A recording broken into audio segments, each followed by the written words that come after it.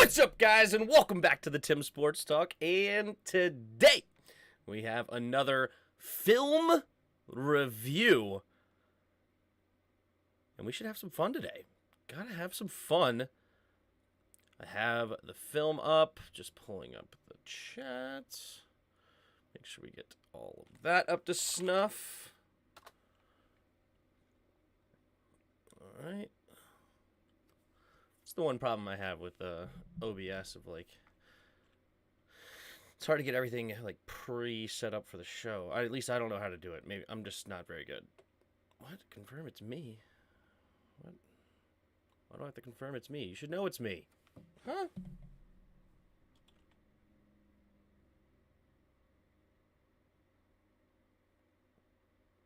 It's weird. All right, we're here. We here. There we go. What up, DMV? What up, Michael? What up, Maddie? How's it going? All right.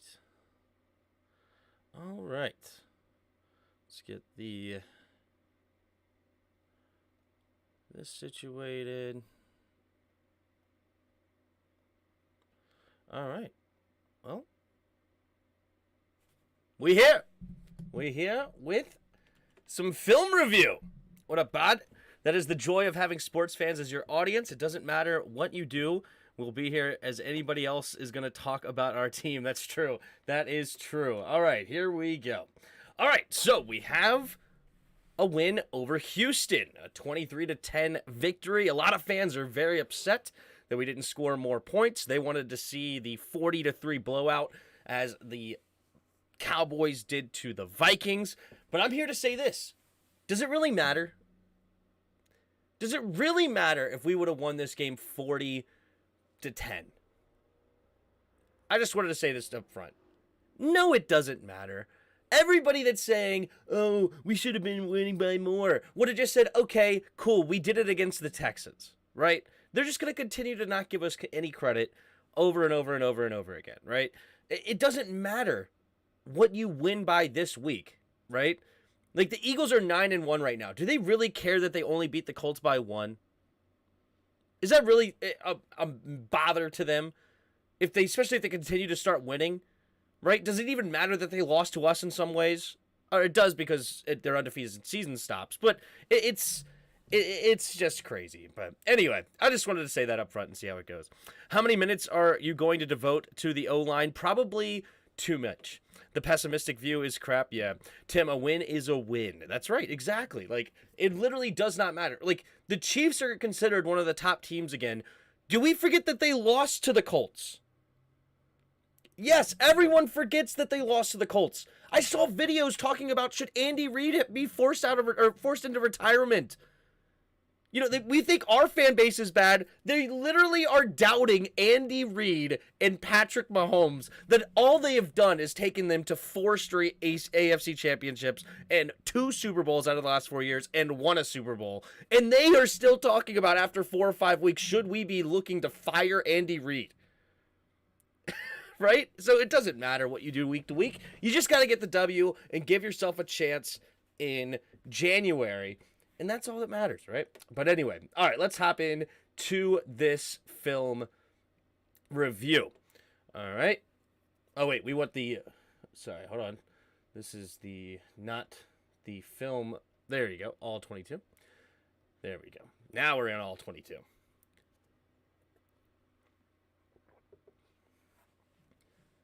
So this is something I actually missed on the first play. Because for some reason my channel, I thought it was the Washington pregame, but apparently it wasn't the Washington channel that we get to watch. But all right, so the offense definitely started off slow, right? We were up 7-0 because of the defense, and we'll take a look at why that seems to be. All right, here we go. We got 1st and 10. So make sure we get the play-by-play up as well on ESPN. So we know what the play was if we need to, or the down and distance if we need it. NFL, Washington, play-by-play. All right, perfect. So we know we're going to go 3 and out here. We're in our own 24 single back formation with Brian Robinson. Put a man in motion. Takes the snap, handoff to the left side. And that's a good play there by the end man on the defensive line. He just immediately screams down, and nobody's here to block him by design, it looks like. Yeah, we got a running this way. Why did Logan go this way, actually? I guess it's like to fake this jet sweep in the future. So we just completely not block him. And this is okay, though, because if he's going to overcommit this way, the naked boot could be absolutely deadly later, right? So this is unfortunately what you get when you play the naked boot. Nobody covers the end man on the line of scrimmage. He overcommits to the run, and he is correct here on first down. So I'm sure that we could probably critique some other players, but that looks like to be the main thing, is that the defensive end did not get fooled at all by the play action and immediately just ran down the line of scrimmage.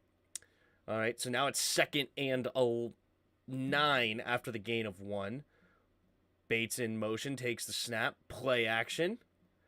4-man rush. Oh, looks like Bates is losing his man on the end. He's going to avoid it, is Heineke. Scanning, and then he's going to go deep. Oh, no! That's actually interesting. Why did Terry stop his route here? Right? Like, why not keep... So Heineke is expecting him to keep running, but Terry just stops on his route. He's supposed to be running a post, running into the defender, and this is why this is almost picked, because he's expecting him to go deep. So a lot of people are going to blame Heineke for this, but it looks like we have a deep middle post here, and interesting that they didn't actually throw a flag. Petrie, however you say it, completely jams him up here, even hugs him. Heineke's going to give him a chance, and Terry just stops on it. Interesting stuff. So who misses this block over here? So it is Bates. Oh, interesting. I mean, Bates does a decent job at least pushing him around the pocket a little bit, getting him off balance, but it's still not a great block. But I don't like the idea of it just one-on-one Bates with the end man on the line of scrimmage. I like the idea of Bates chipping defensive ends, especially to help Lucas on that left side. But yeah, this is not great. But Heineke does a good job buying a little time, keeping his eyes downfield, and he's going to give Terry a chance. And Terry stops on his route. Very frustrating, I'm sure, for Heineke, because he thought he's going to have a deep post, deep seam. But we don't get any penalty there. Yes, I'm finally here on time. There you go. What up, DRG? Someone call Roger, first play under center run. Yeah, exactly. Look, they step forward. You guys see that Evan Terry down there some way? Sure. Yeah, that's pretty much what happened here. ESPN went in motion. That is a hard block to make, one would think. I mean, if you overcommit to it, yeah, but the idea is supposed to be you have momentum to go ahead and meet the end man on the line of scrimmage, right? But especially not... Man, we left him one-on-one with Hughes. This guy is literally, like, what, top 3 in sacks this season? Like 7, 8 sacks on the year? And you're just letting him one-on-one with the tight end instead of helping. We're double-teaming this guy. Larson is blocking nobody. This seems very odd. Very odd, but whatever. What are you going to do? And it's almost picked off. But, I mean, that's Terry stopping his route. And arguably should have been a defensive illegal contact downfield that he just runs right into Terry and grabs him. But either way. All right, 3 receivers to the right. Heineke in the shotgun. Takes a snap. Drops back. Steps up and has to get rid of it. There you go. Well done, just to at least get rid of it as the pressure immediately comes here on 3rd and 9. Right? We have even a help on the block. One-on-one here with Hughes. Trey Trender's coming to help him late. Heineke tries to step up, but now Leno is getting beat on the other side. So he does a good job stepping up, but unfortunately he doesn't give enough time. And what sucks is that Terry's probably going to be able to run. If he actually has a clean pocket here and Leno makes his block, Terry actually might be able to run for a first down here. Also, if he went backside, maybe safety is helping over the top here, but mainly he's going to be looking for Terry to hit this and get to the first down line, and he may have had a chance to do it if we had a clean pocket, but Leno's just going to get beat here late, and he even has help on the outside. Oh, never mind. It's a stunt. It's a good stunt, too. Ooh, it's a good stunt. I mean, he does get beat. He needs to overtake this now, especially when you have help on the outside. But this stunt definitely fools Leno hard. And Heineke just does a good job not taking a sack there. Didn't think he could throw it that far? Yeah, exactly. That's what Terry's saying. That's funny. All right. Slips a tackle. Who is that? It is Percy Butler, frustrated with himself that he let him go. Leno block. Yeah. TH spent all last season getting into NFL football shape. Yeah, I mean, the all off season, you mean? Yeah, he definitely gained, I think they said like 10 to 15 pounds of muscle. So that's good. That's the only about 30 yards. I doubt Taylor can throw it much farther than about 35. What up, Ron? All right, here we go. So the first defensive play, we know what happens on the second defensive play. I'm going to take a snap here. Quick throw to the outside. Good coverage. And not the cleanest of tackles, but Curl there to help Kendall Fuller. But he does a great job reading it, immediately getting out there. Curl all over this. Looks like he would have stayed here if the ball wasn't already out, so he's double covered basically. Benjamin St-Juste is getting a little bit off, but if he was throwing it that way, he would have been there for the pick anyway. So good defense to start. Two safety look.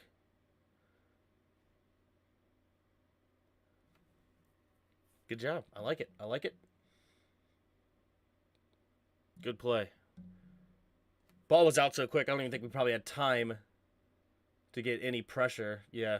Montez does a decent job of trying to get his hand on it, but unfortunately could not. It's a good clean tackle, or not clean, sorry, good tackle and help by Curl. We know what happens this play. 3 receivers to the right. Davis Mills is going to see a quick out and think he has it. He has all that space here, and we finally bait in a positive way here. And Kendall's just going to immediately break on this. Before even the ball is out, he's starting to break. It's a great read that he's going out. But honestly, though, he could be in trouble if this is an out and up situation, right? But he's also seeing the ball coming out. It's not the best of throws, not far enough outside. And Kendall is just going to easily walk it into the end zone.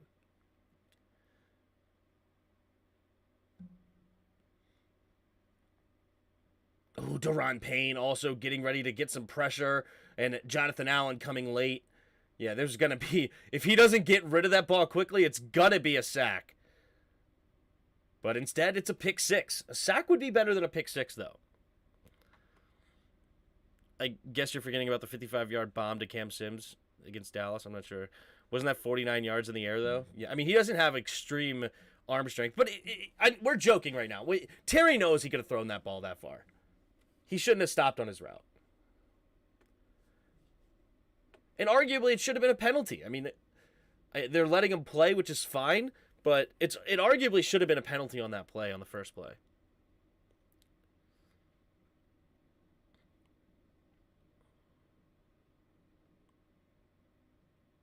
It's really nice to get some turnovers. You ain't lying, Lucky. You are not lying. Ooh, almost blocked on that play. You see that?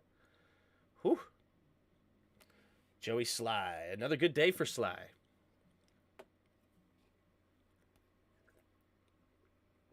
All right, there is the touchback.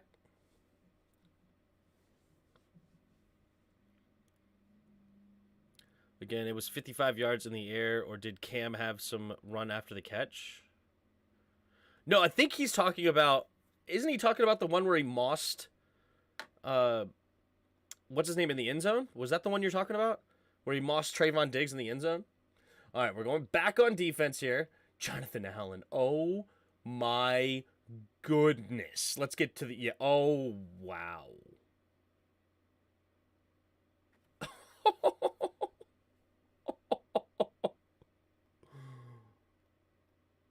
Oh, my God. Get off of me. And this is supposed to... They're leaving Sweat unblocked for a reason. But their goal is not to leave Jonathan Allen unblocked here. Holy smokes. Jonathan Allen just destroying that man. All right. In motion, handoff up the middle. Oh, gosh. Now Tuhill in the action. Jeez Louise. I think our offensive line is bad. How is Tuhill so unblocked here? Oh my. This is a horrible block by 71. Or is this a zone? Is this zone to the right? This was blocked so poorly, I don't even know if I can tell what run scheme this is. Is this supposed to be zone to the right? If this is zone to the right, 60 is completely a ding-dong. Your first step should not be here double teaming Payne. You need to get out. Get out there in motion. You know, not in motion and pre-play, but, you know, get out there and move, because you're going to have to block Tuhill potentially, because 71's going to have to come up and block Jamin Davis. So you're double teaming Payne and just leaving. It looks like, does everybody go this way? Is everybody going to the right? Well, even he stopped. What is this runs? What are they trying to do here? Is this a run up the...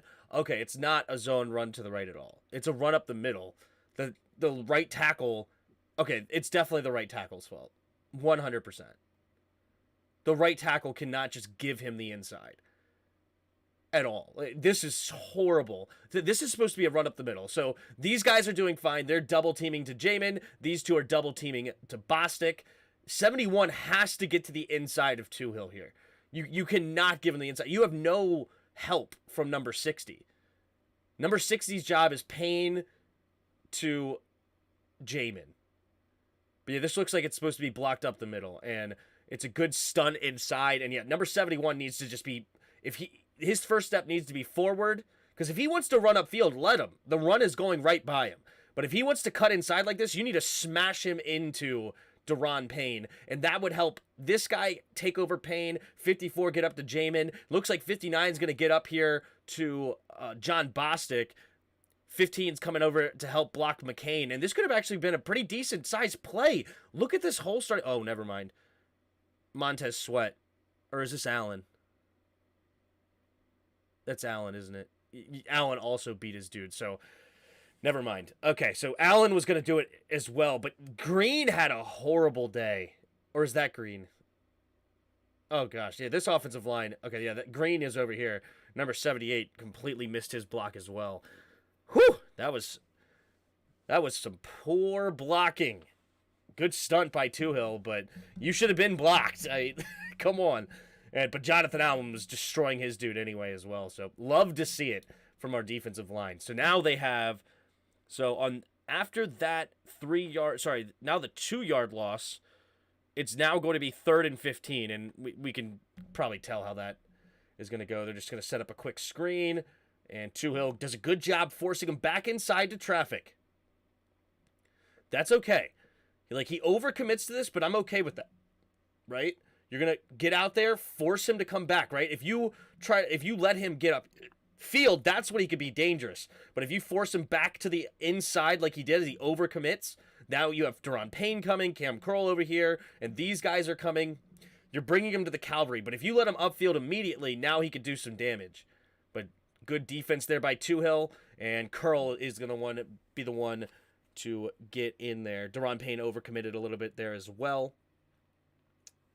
But okay. All right. Ooh, Jonathan Allen got tripped on that one.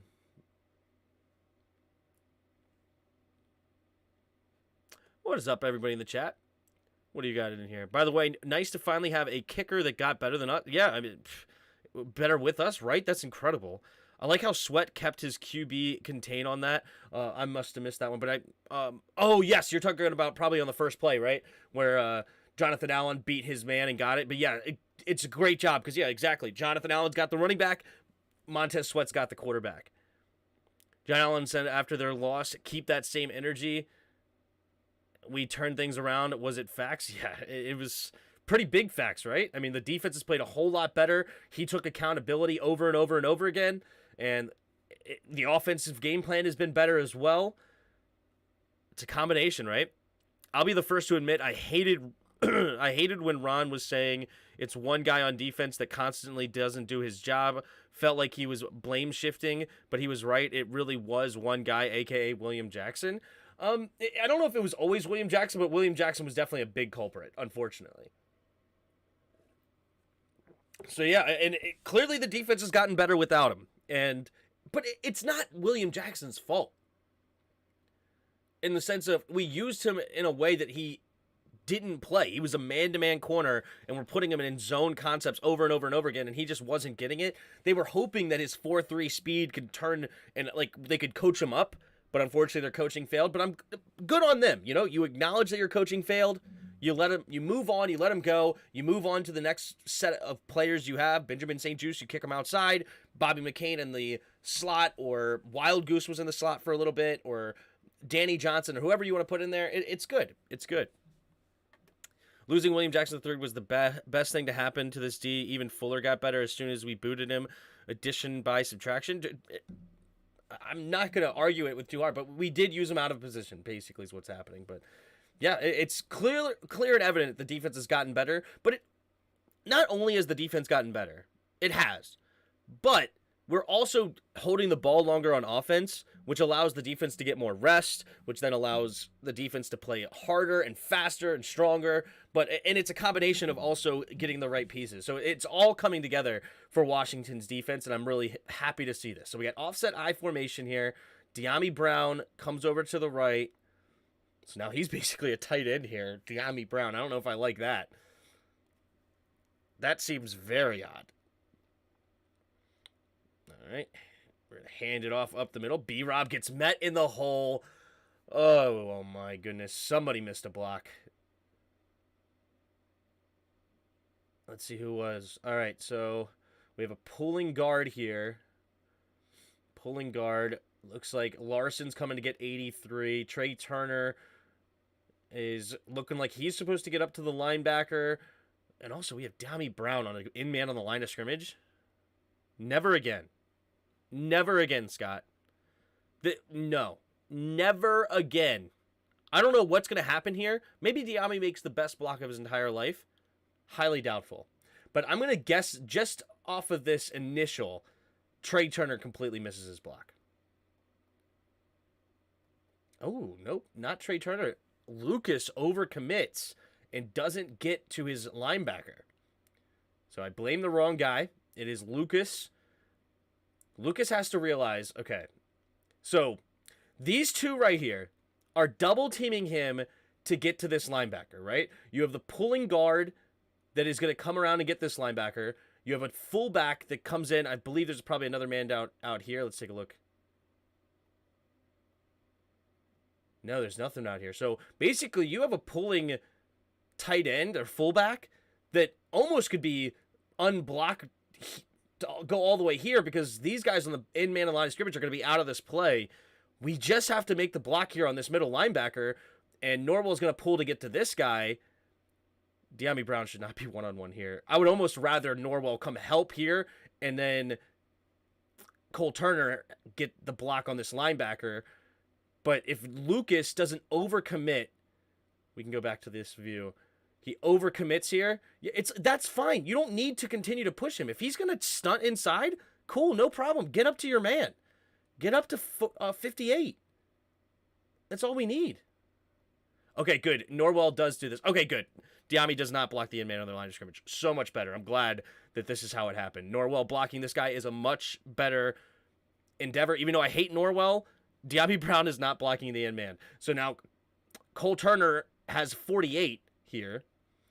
But Lucas needs to be blocking number 58. That is your man, and it's not good. And also, Dyami never touches anybody. He shouldn't be the tight end here. Why is Dyami Brown the tight end? It makes no sense. No sense on why Dyami's there. Loving the defense the last few weeks for sure. Absolutely. It makes sense, though. The pickup from Ron's perspective made a lot of sense to bring in William Jackson III to the team. They didn't realize how much William Jackson relies on his physical contact on the line to support this game, which they should have. That was his whole game ever since the start. It wasn't just him. I think also getting rid of Sam Mills was huge too. Well, Sam Mills was gotten rid of before the start of the season, and we started horrible on defense. So I'm glad we got rid of Sam Mills as well, but it's William Jackson is definitely a big part. I thought that NFL coaches watched film, right? They just didn't realize how much he actually depended on it. He's great, man. Yeah, they made a mistake, but at least they admitted to it and got rid of him. What we should have done in the fourth quarter was put Sam Howell and let him get some reps. If we would have scored another touchdown, he would have been able to. If we were up 30-10, then you could have brought in Sam, but unfortunately, we never got that extra touchdown and to see Sam. All right, so we're tight end in motion. Now we got Curtis in motion.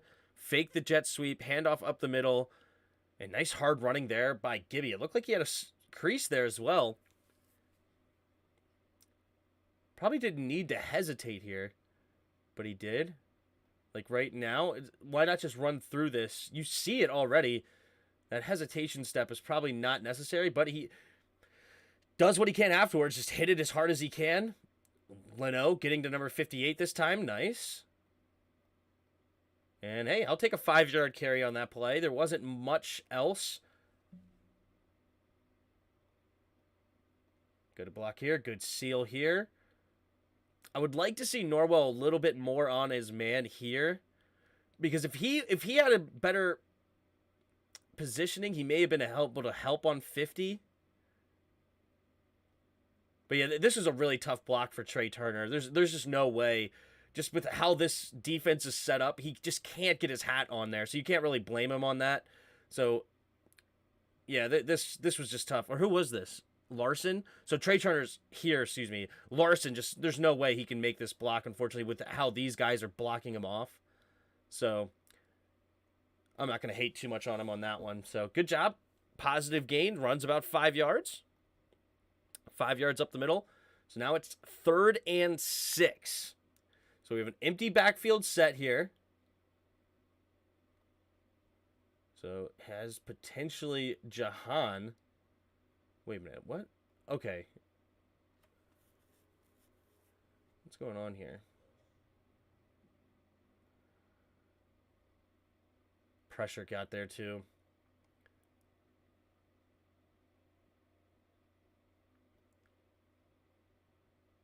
So he's looking for Gibby. This is his first read. For some reason, he's sensing pressure. Not sure why.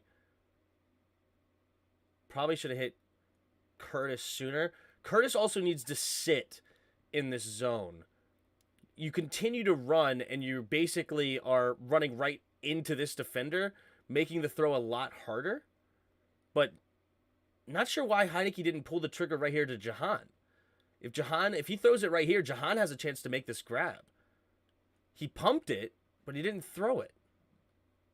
I guess he thought the safety could get there in time, I guess. And then pressure got into his face late. Yeah, he had a chance on that pump fake to get it out there to Jahan Dotson, and he just doesn't take the opportunity right there. That pump fake, and he has separation. If he throws it right here, that's going to be really tough for the defender to get there. I mean, you can't ask for a much better look for this corner route. You know, he would have to make it a little flatter here. Also, Gibby should not be running upfield. Why are you...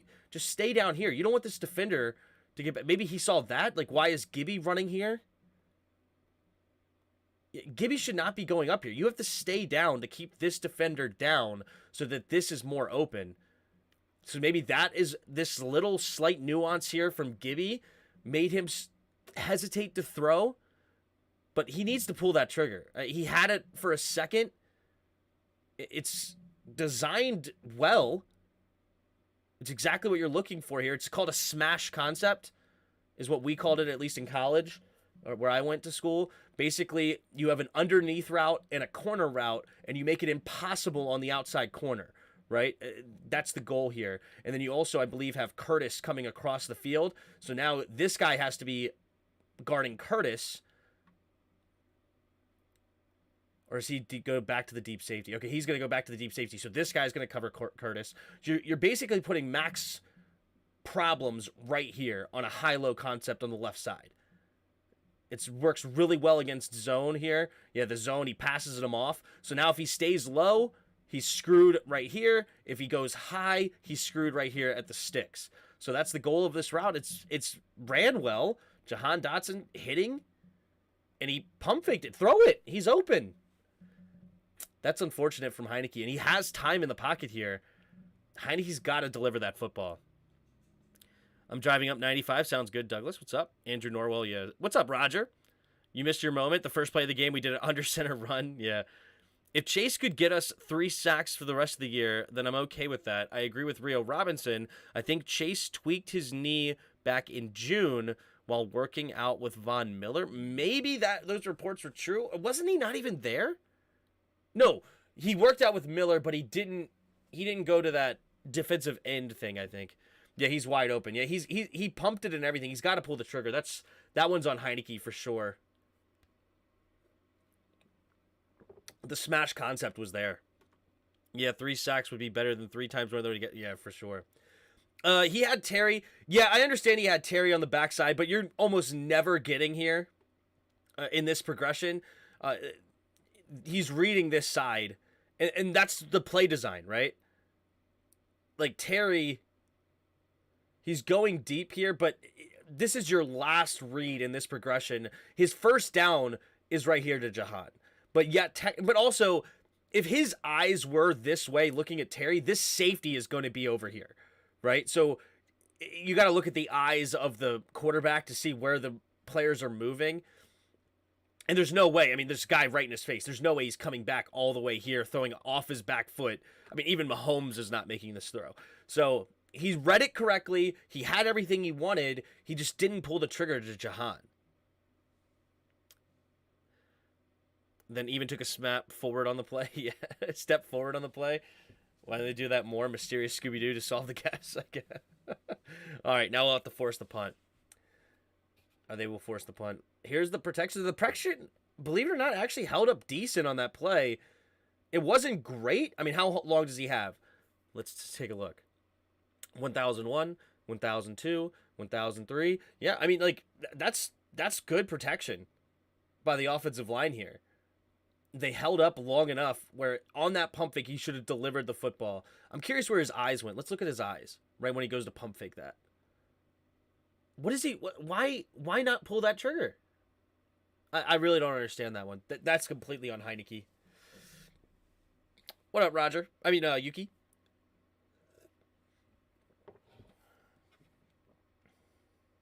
Alrighty. The good old punt team. This was not a good punt by Tress Way. Tress Way had a horrible punt right there. That's unlike him. DC Gamer, what's up? What did you miss? You missed the first couple of drives. So you missed the pick 6, the first 2 offensive drives, and first 2 defensive drives. We're about to go to the 3rd defensive drive now. Basically, the first drive was on the offensive line. Heineke just didn't have enough time to deliver the football. Leno missed his block on a stunt on that 3rd and 9. And also it was a great play on first down by the end man on the line of scrimmage. Also, Terry stopped on his route on that almost pick on the second play of the game. Defense has looked tremendous so far. The second drive was ruined by a Heineke just not throwing the football to Jahan. It was very weird. What up, Paul? Love this 5-down lineman look. Yeah, here we go. There's the 5-down lineman, especially with the offset I formation. We're basically saying you are not going to run the football on us. They're going to run to the right, and yeah, there's going to get, 2 yards on the play, maybe? They see the tight end move, so they go over to, they slide a gap over each of them. I mean, this is always fun to watch Jonathan Allen, but he didn't do much on this particular play, though. All right, but he lets them run over it, but there's no gap here. So he basically lets them cover their own gap. Now he has extra help on the backside. And of course, James Smith-Williams here on the backside as well. Looks like Montez Sweat doing a great job holding the edge on the run, forcing him back up inside. Jamin Davis gets through the line. They miss him. You can see here, this is clearly his man. Jamin, he's looking at Jamin like crap. He's going to go and make a play on here. So Jamin and Montez Sweat in on that. So good defense there. Let's take a look at that one more time in real time. Yeah, Jamin Davis avoids the double team, reads his keys, get in there, and make sure that Dameon Pierce does not eat us up. All right, here we go. Handoff up the middle, and Ridgeway. Oh my, Kenyon Green may have had his worst day ever. Even Ridgeway is destroying this guy. Ridgeway right here on Green.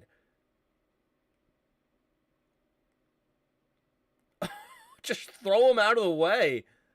Good job, Jamin. Force him back inside, and Ridgeway's right here to meet him. And, well, he would have been if he didn't. So he had to run into a pile because Ridgeway just throws Green. What is Kenyon Green's PFF? I'm just curious right now. Ooh. Ooh. Ooh. He's allowed 4 sacks. He's had 10 penalties. The rookie is struggling. Houston may have completely whiffed on this one. I already hate the idea of drafting a guard in the first round, period. And then if you whiff on the guard, that is double bad. Yikes. And Kenyon Green is just getting destroyed by everybody. I want Ridgeway to slam 71. Active imagination, I guess. I can tell, very active. The game that will matter the most in the grand scheme of things is the 49ers game. Probably not, honestly, because I think the Niners are going to end up winning their division. The Vanilla Gorilla, Ridgeway is a beast. Yeah, for sure. What happened to 38? Somebody said, holy moly, 38. What happened in 38? I don't even know. Who's 38?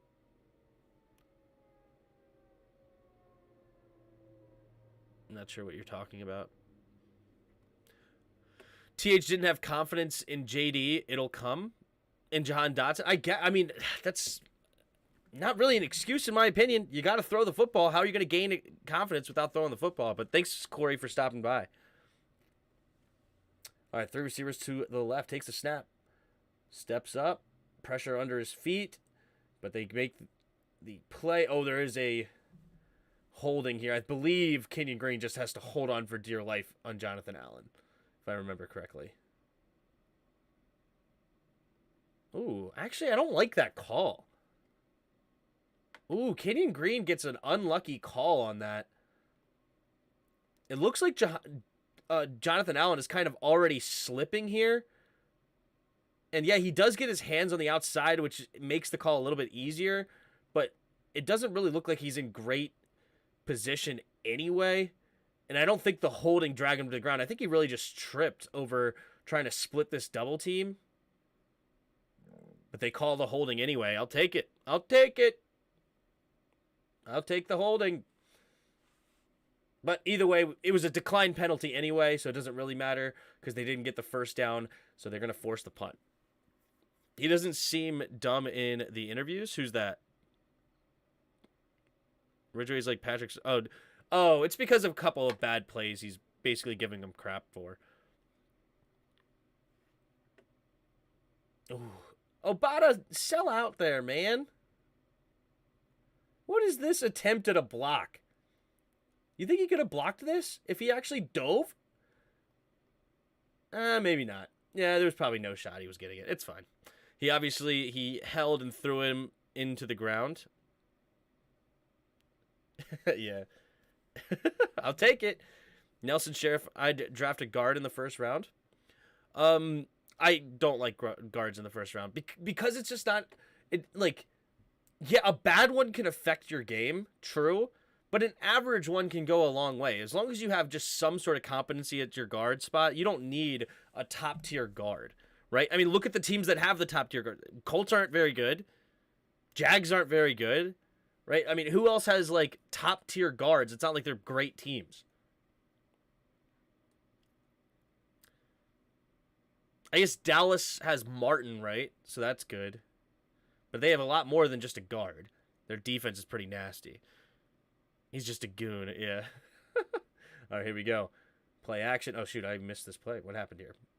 All right, let's get back to it. All right, Heineke in the shotgun here. Play action. And nice little dig route here, 15 yards. Good throw. Getting it to Terry. Beautifully done. This is basically a solo dolo route, too. Like, good thing the safety doesn't help here, because otherwise... Ooh, wait a minute. If he does help here, this is going to be wide open. Except it might not be, because 25 might continue to fade back into the spot. Actually, yeah, this is just bad defense by Petrie or whatever.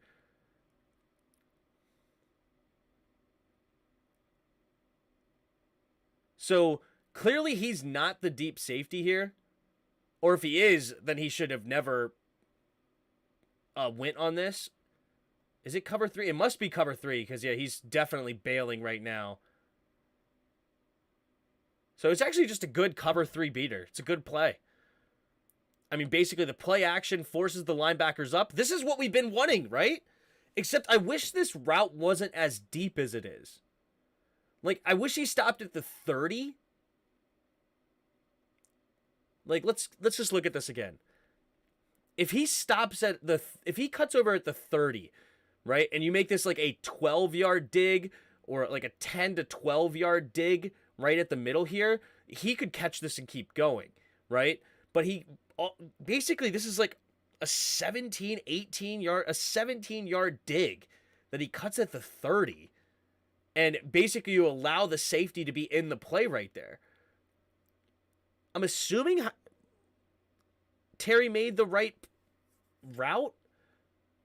But yeah, I wish he just made the cut right down here at the 30. Because imagine if he was right at this yard line making the catch instead of this yard line. Because now with this safety turned around and he catches it here, he could potentially get a block from Curtis. And this might be a touchdown.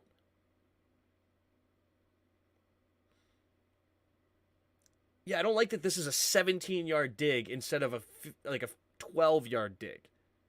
Like a 10 to 12 instead of 15 to 17. It's even deeper than that. I mean, he is 20 yards downfield, basically, when he makes this catch. That's like a 20-yard dig.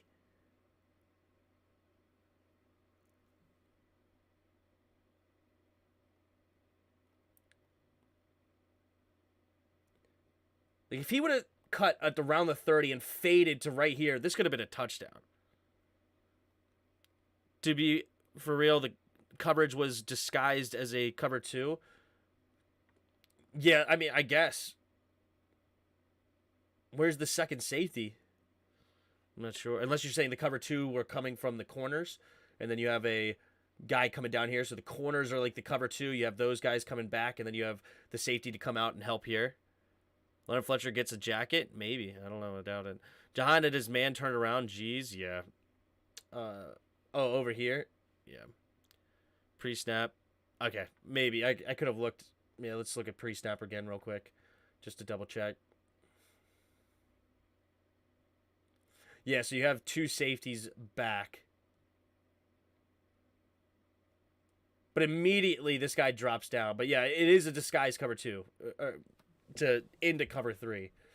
And the play action even fools him here. Like, are you expecting to get behind this safety? Is that your goal here? Like, if he's able to get here, cut it right now, down this line right here, right now, and this could be off to the races.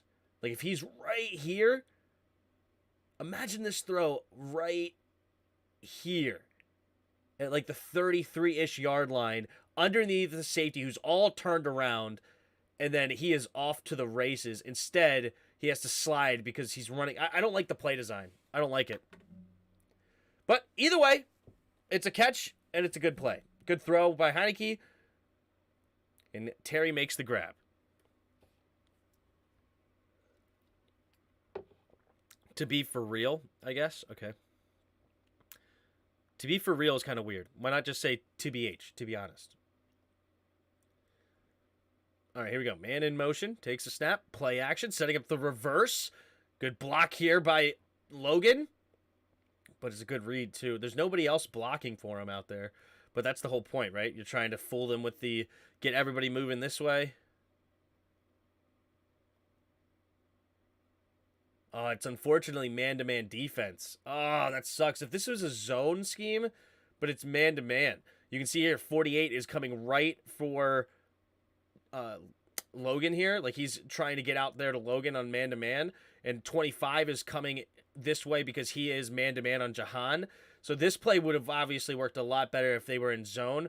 But unfortunately, they're in man-to-man, and that allows the defense to get out there and get more men over on that side. Because imagine if this is zone, right? If this is zone, 48 is way over here. 25 is way over here because he's seeing this run coming, right? But instead, 48 and 25 are out here, which help. And Logan's only one guy. Like, Logan should only have to block 36 here. And basically, Jahan would have to beat number 58. But because of man-to-man defense, they're all over it. Geez, tight end blocking has really saved our run game. Yeah, it's needed. Did London retire as a commander or a Ram? He was a commander, or a Redskins, but yeah, a Redskin. Is JD McKissick injured? Yeah, he hurt his neck, unfortunately. All right. Dax Milne goes in motion. Kind of a play action here that doesn't really turn into a play action. Getting out here. And yeah, nobody's opening. It's just to get rid of it. What's going on here? Why are the linemen all... Oh, they're just faking the run. So that's normal. That's normal. Bates falls down. Is that Bates or Logan? I think it's Bates. Bates. Bates falls down and kind of ruins this whole spacing here. But even then, I mean, it's just good defense by Houston. No, there's really nothing there. It's really good defense by Houston there. Thoughts on Will Levis, thoughts on Bryce Young, and thoughts on CJ Stroud? I don't really have strong opinions on that. I haven't watched a whole lot of college football, to be honest. I'll watch more film on them later if it seems like quarterbacks. But I'll watch more film on them later, period. But I don't like Bryce Young's side. When I've watched CJ Stroud, I have not been super impressed, and I haven't watched anything about Will Levis. Other than I like his size, but that's about it. Young is the best QB, but he's small, yeah. All right, 3 receivers to the right. Takes a snap. Blitz coming. Quick throw, and it's a slant pass. Golly, we've been calling for more of these, haven't we? Is it slants on both sides, or... Nope. It's a whole different concept over here. So, yeah, this would be one of those plays that it's not a progression type play. It's a pick a side type play, right? So basically you have a concept to the right and a concept to the left, and now pre-snap you get to decide as the quarterback, all right, based on the alignment of the defense, am I looking left or am I looking right, right? Now this safety is a little bit lower than this safety, and then you have 1, 2, 3 defenders here. So basically you're saying, all right, these 4 defenders are closer to these 3 receivers. This guy is off Terry McLaurin. He's my number 1 receiver. Anyway, we're running a slant. So double slant here. This is my window. Excuse me. And if this guy doesn't help, if it's man-to-man defense, then it is what it is. Then, if not, I'll come back to my check down to most likely, I think this was an out route by Logan. So, and this is a whole different concept. I think it was a go, a sit, and an out, if I caught it correctly. But so basically, he chose this side. I love that. Terry McLaurin's on this side, and then he gets to choose the quick slant, and it's beautifully done. Is it man-to-man? Yeah, so it's man-to-man defense here. Excuse me. It's man-to-man defense, so he knows these are the 2 guys I'm going to. I'm either going to hit the inside guy for Gibby, right? He's basically looking at this dude right here. If he commits to Gibby, I'm throwing it backside to Terry. If it's zone and he drops into the zone of the slant, then I'm throwing it inside to Gibby. But it's man-to-man. He chooses correctly, gets it to his man, and boom, first down, move the chains. Well done there, Heineke. Well done. Good gosh. Let me mute my mic real quick. I got a cough.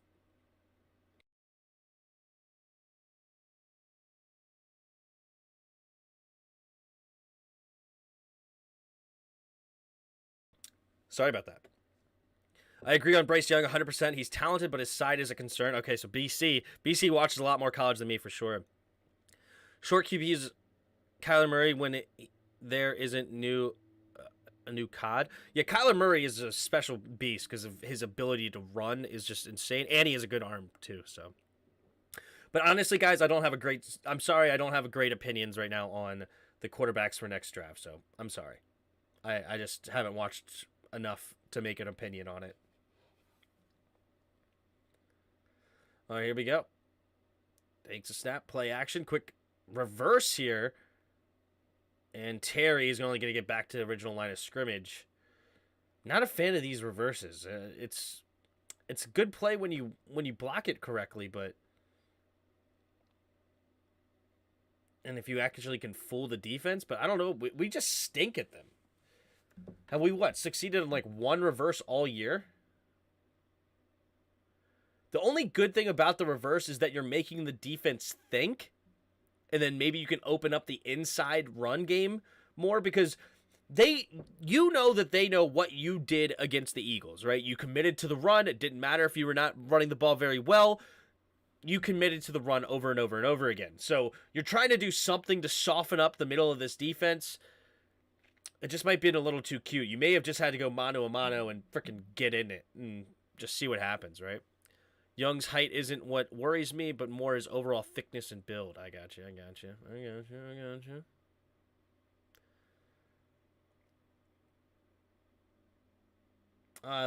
Not a very good block there by Curtis anyway, but Kirksey all over that one. All right, so what do we got now? We have this play right here. So we just had the reverse to 1. So it's 2nd and 9 now for Washington. Out of the shotgun. 2 receivers to each side. Puts Cole in motion. Takes the snap. Handoff up the middle. And Gibby will get a gain of about 2 on the play. Let's take a look here at the end zone view. So we have 1, 2, 3, 4, 5. And then a 6th blocker coming in. You have 1, 2, 3, 4, 5, 6 defenders, so everyone's mano a mano. Gotta win your matchups. But then this guy comes in because it's man-to-man defense, so now you're an odd man out, and then this guy is the one that makes the play, all right? Yep, number 36 is there to make the play. So I guess you're hoping for zone, but I don't know. It's unfortunate. This is like a play that you could really wish you could check out of almost because you just don't have the blockers.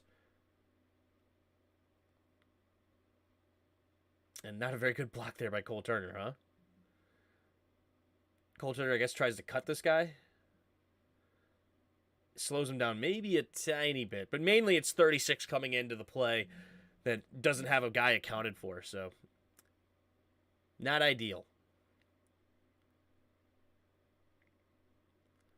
All right. Looking, stepping up. Heineke. Oh, he just overthrows Jahan. Oh, does he have anybody open on the original? So he's got to get... So this is now 3rd down and 7. Or 3rd down and like 6. So it's a 3-yard run from Gibby. So we got to get to the 40. We're starting here. It's basically a 3rd down and 7. So we got to get to the 40 here. Does he miss anybody open here? So we got a high-low concept on this side. We got a short in route here. Another high-low concept over here. Yeah, he's got to get to his check down now. There's not much here. Unless you're going to throw this right now to Cam and see if you can throw it right here and he can get the first down. It's either that or you got to get to your check down quicker. This holding it here is not helping your case whatsoever. Like, what are we doing here? But Jahan does a good job getting open for him. You just got to make this throw. I mean, I guess, I'm hating on him for not throwing it earlier, but you know what? He used his legs. He bought time. You just got to throw an accurate ball.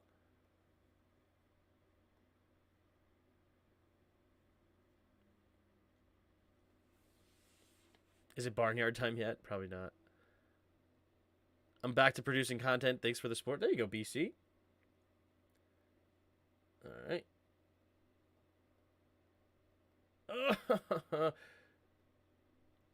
arguably, Jahan probably may have still been able to bring this in. Arguably, but it's still not a great throw by Heineke.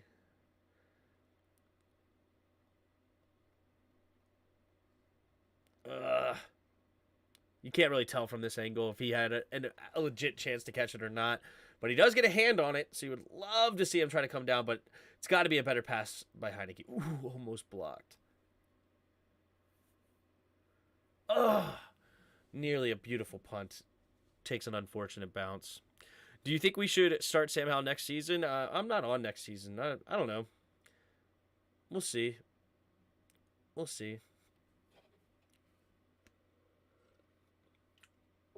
It's hard to say. We only have seen him play in preseason, so can't really make an opinion on it. 2 receivers to each side. The only thing I'll say about Sam Howell is ideally he works out and we don't have to go first-round quarterback, right? That's ideally, but there's no way for me to really know that. You start Howell the minute you think he gives you the best chance of winning and only if the team buys in. True. Dude needs to set his feet or square his shoulders. Yeah, I mean, he was on the run. It's tough to say, especially with a guy barreling down on you. You just got to make that throw, man. You did everything okay up until that point. You just got to make an accurate pass. All right, trying to set the screen, slow down this pass rush. Everything, whatever they can do to slow down the pass rush here.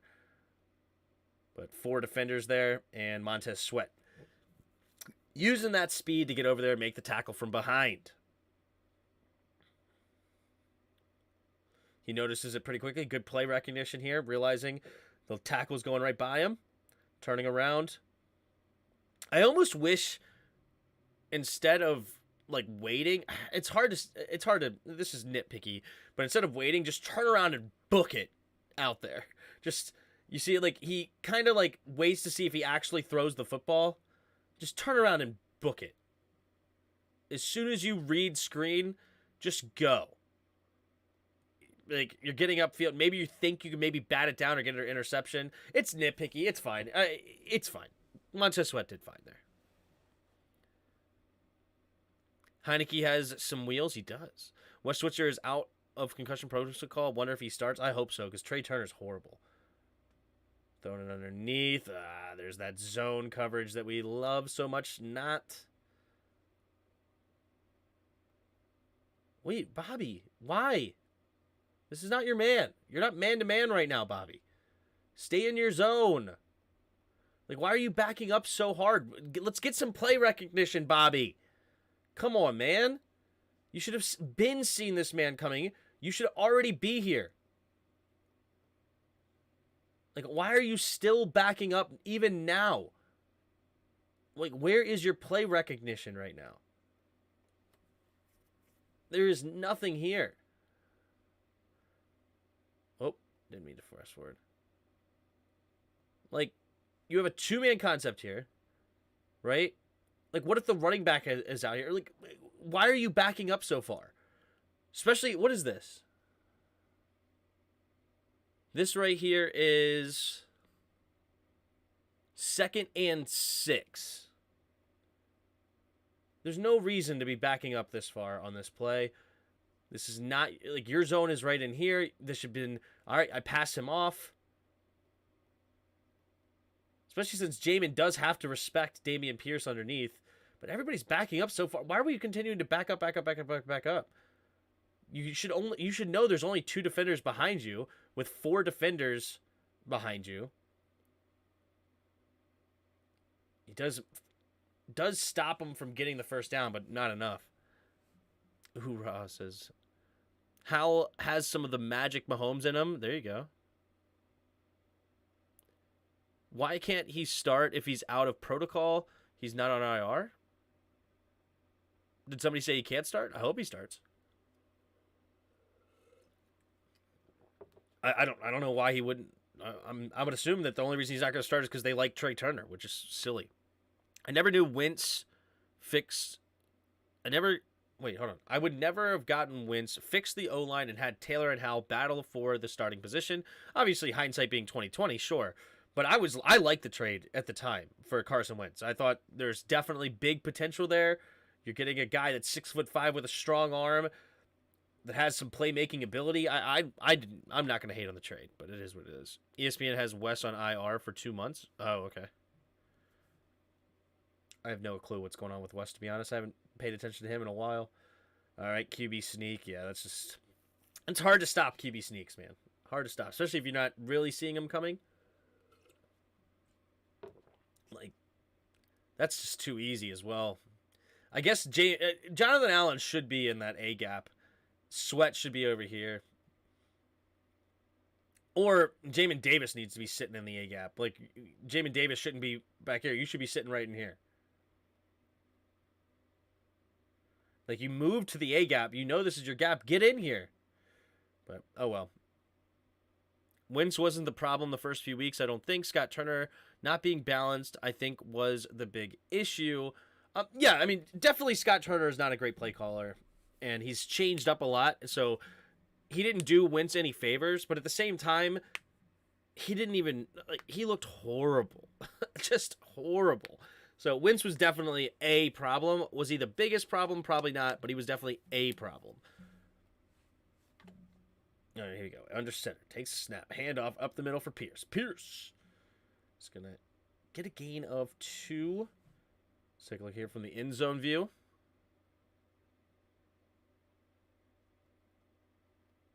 Look at the Vanilla Gorilla holding his ground.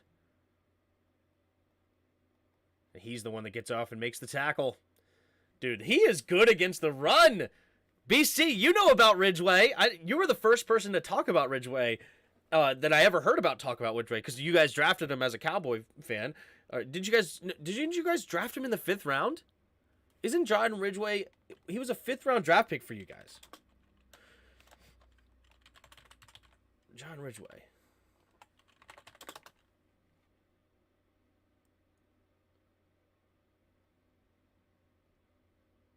Yeah, he was a 5th round draft pick to the Dallas. What a steal off the practice squad. What a steal. Like, he is basically becoming our Fedarian Mathis right now. If we hang on to him next year, and we have John Ridgeway, Fedarian Mathis, Daron Payne, and Jonathan Allen, oh my goodness. You're part of the 1% of people who wanted Heineke to start the season? Yeah, no, I did not want Heineke to start the season. Absolutely not. Absolutely not.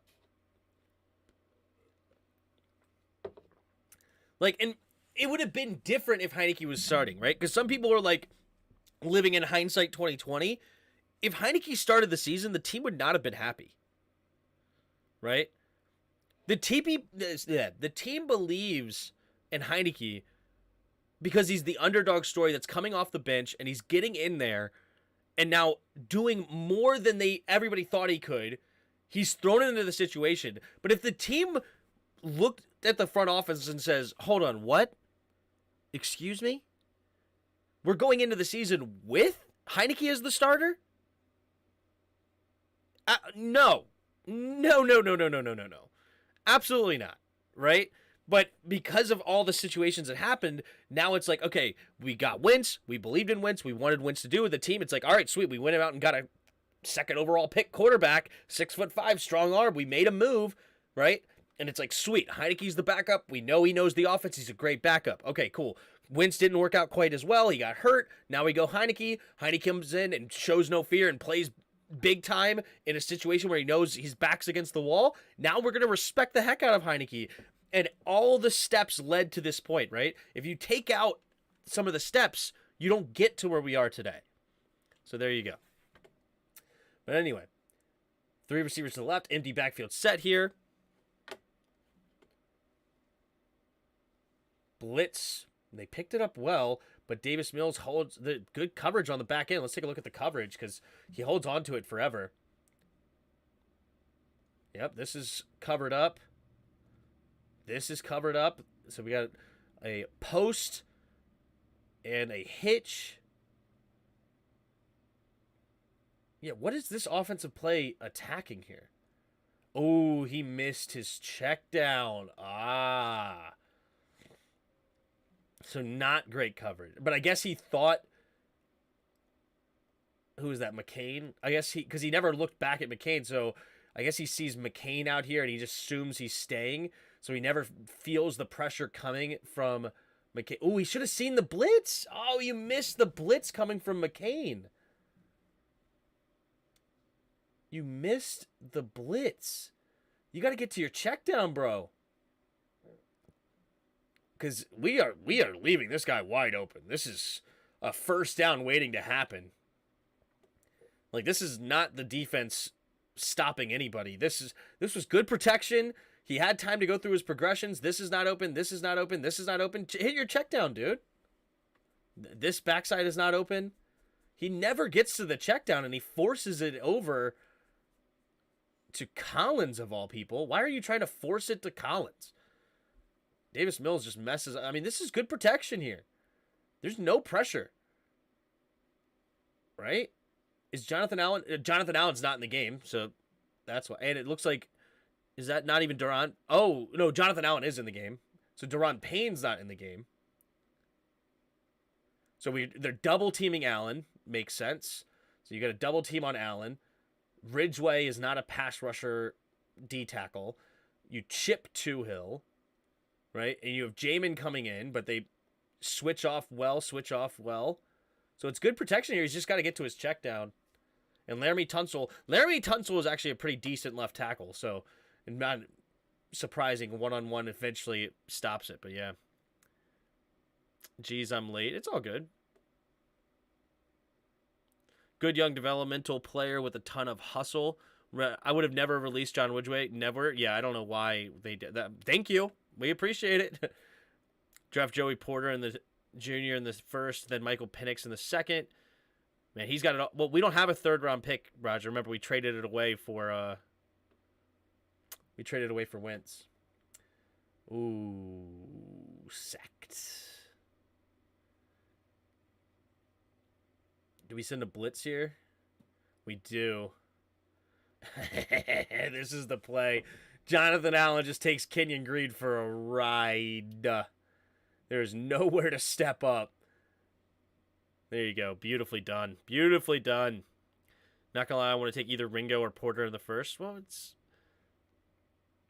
you guys are already on to the draft. Look at you guys. You're already on to the draft. We're 6-5. Won 5 out of our last... No, 4 out of our last... What are we? No, we're 6-5, not for 5 and 6. We're 6-5. We've won 5 out of our last 6, and all we're going to talk about is the draft. Come on, ladies and gents. Kenny Green needs to eat some Wheaties. Yeah, he got taken for a ride, didn't he? Jolly had that boy walking back. Yeah, let's just watch that again. Let's just admire Jonathan Allen on this play. Look at this. Let's slow it down. Just step by step here. It's like, okay, good block. Look, you're right there on him. Beautifully done here, Green. Okay, all right. Well, you're 7 back. Get it. Oh, okay. You're starting to get. All right, hold on. Let's find an anchor here. Let's try to set your feet. Okay, there you go. Good try. Okay, never mind. You're just going backwards. Okay. All right, one more time in live action. Just watch this guy.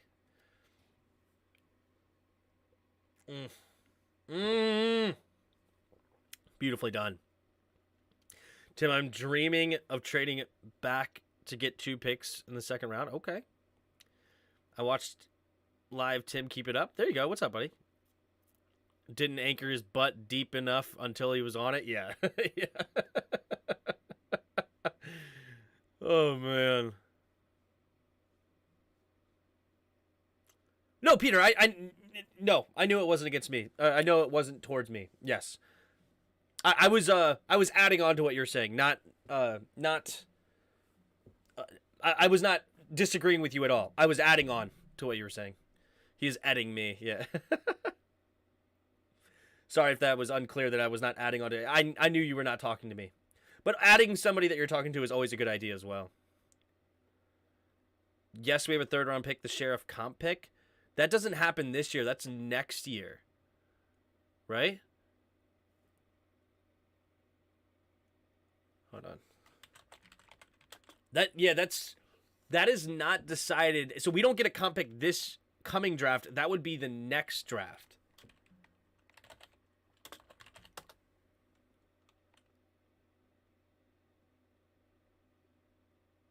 I could be wrong though. Hold on. I'll happily be wrong.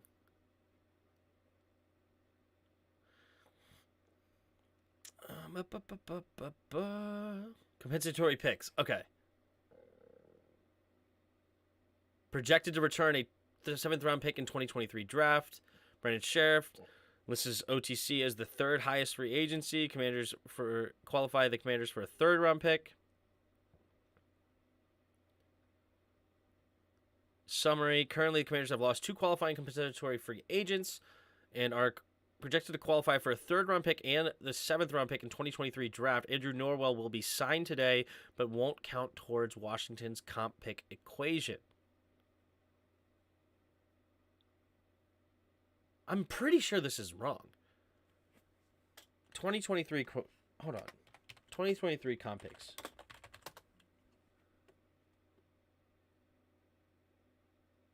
I guess I'm wrong. So they are talking about comp picks in 2023. I thought it was a year. Like, I thought they decided already for this next season who the comp picks are. And then, so when are comp picks decided? So these are projected. When do they decide comp picks? When are comp picks awarded? NFL. Compensatory picks are typically awarded prior to the start of the new league year in 2021.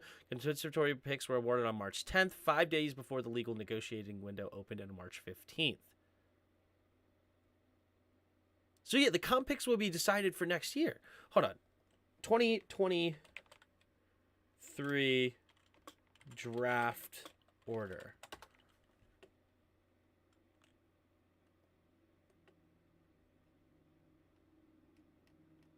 I'm so confused. I don't know, guys. I don't know. I could be wrong. I hope we have a 3rd round pick. That'd be awesome. All right, here we go. We're back on offense. So as we sit currently, we're still up 7-0. 7-0 here. We've had 1, 2, 3 drives. So this is our 4th drive, and we know it ends in a touchdown. Let's take a look here. We have Cole Turner in motion. Okay, so he whiffs his block here. But this is not as bad as it looks, okay? It's a beautiful run there by B-Rob. Beautiful run. But all right. This is why it's not as bad as he looks. He whiffed. He did whiff. I'm not trying to quote, but he whiffed, but in the correct direction. He forced 92 upfield, realizing that B-Rob is just going to hit this hole and go. So if he goes upfield, he's basically out of the play. So it's not the worst block. It's not a good block, but it's not the worst block because at least he forces him upfield. He doesn't let him cross inside, right? It looks like Lucas does a good job blocking back. All right, let's go to the end zone view before we continue on this. Okay, let's take a look here. So, under center is Heineke. Hand it off. Good block here by Norwell. Ooh, number 93. He doesn't see that he thinks that he has to fight this way. 25 overcommits, so that's an easy. Gosh, Lee, this is a horrible defense. Everybody's just overcommitting to the right side, and B-Rob reads it beautifully, and he's into the 2nd level. There you go, baby. Jeez, Louise, you don't even have to have a good offensive line if you're going to overcommit like this. Everybody's just forcing themselves into this way. Nobody covers the backside. What? Even 25, King, or whoever this is, 29 rather, doesn't get back in and beautifully read. What is this play? Is this an interior run? Just a run up the middle here?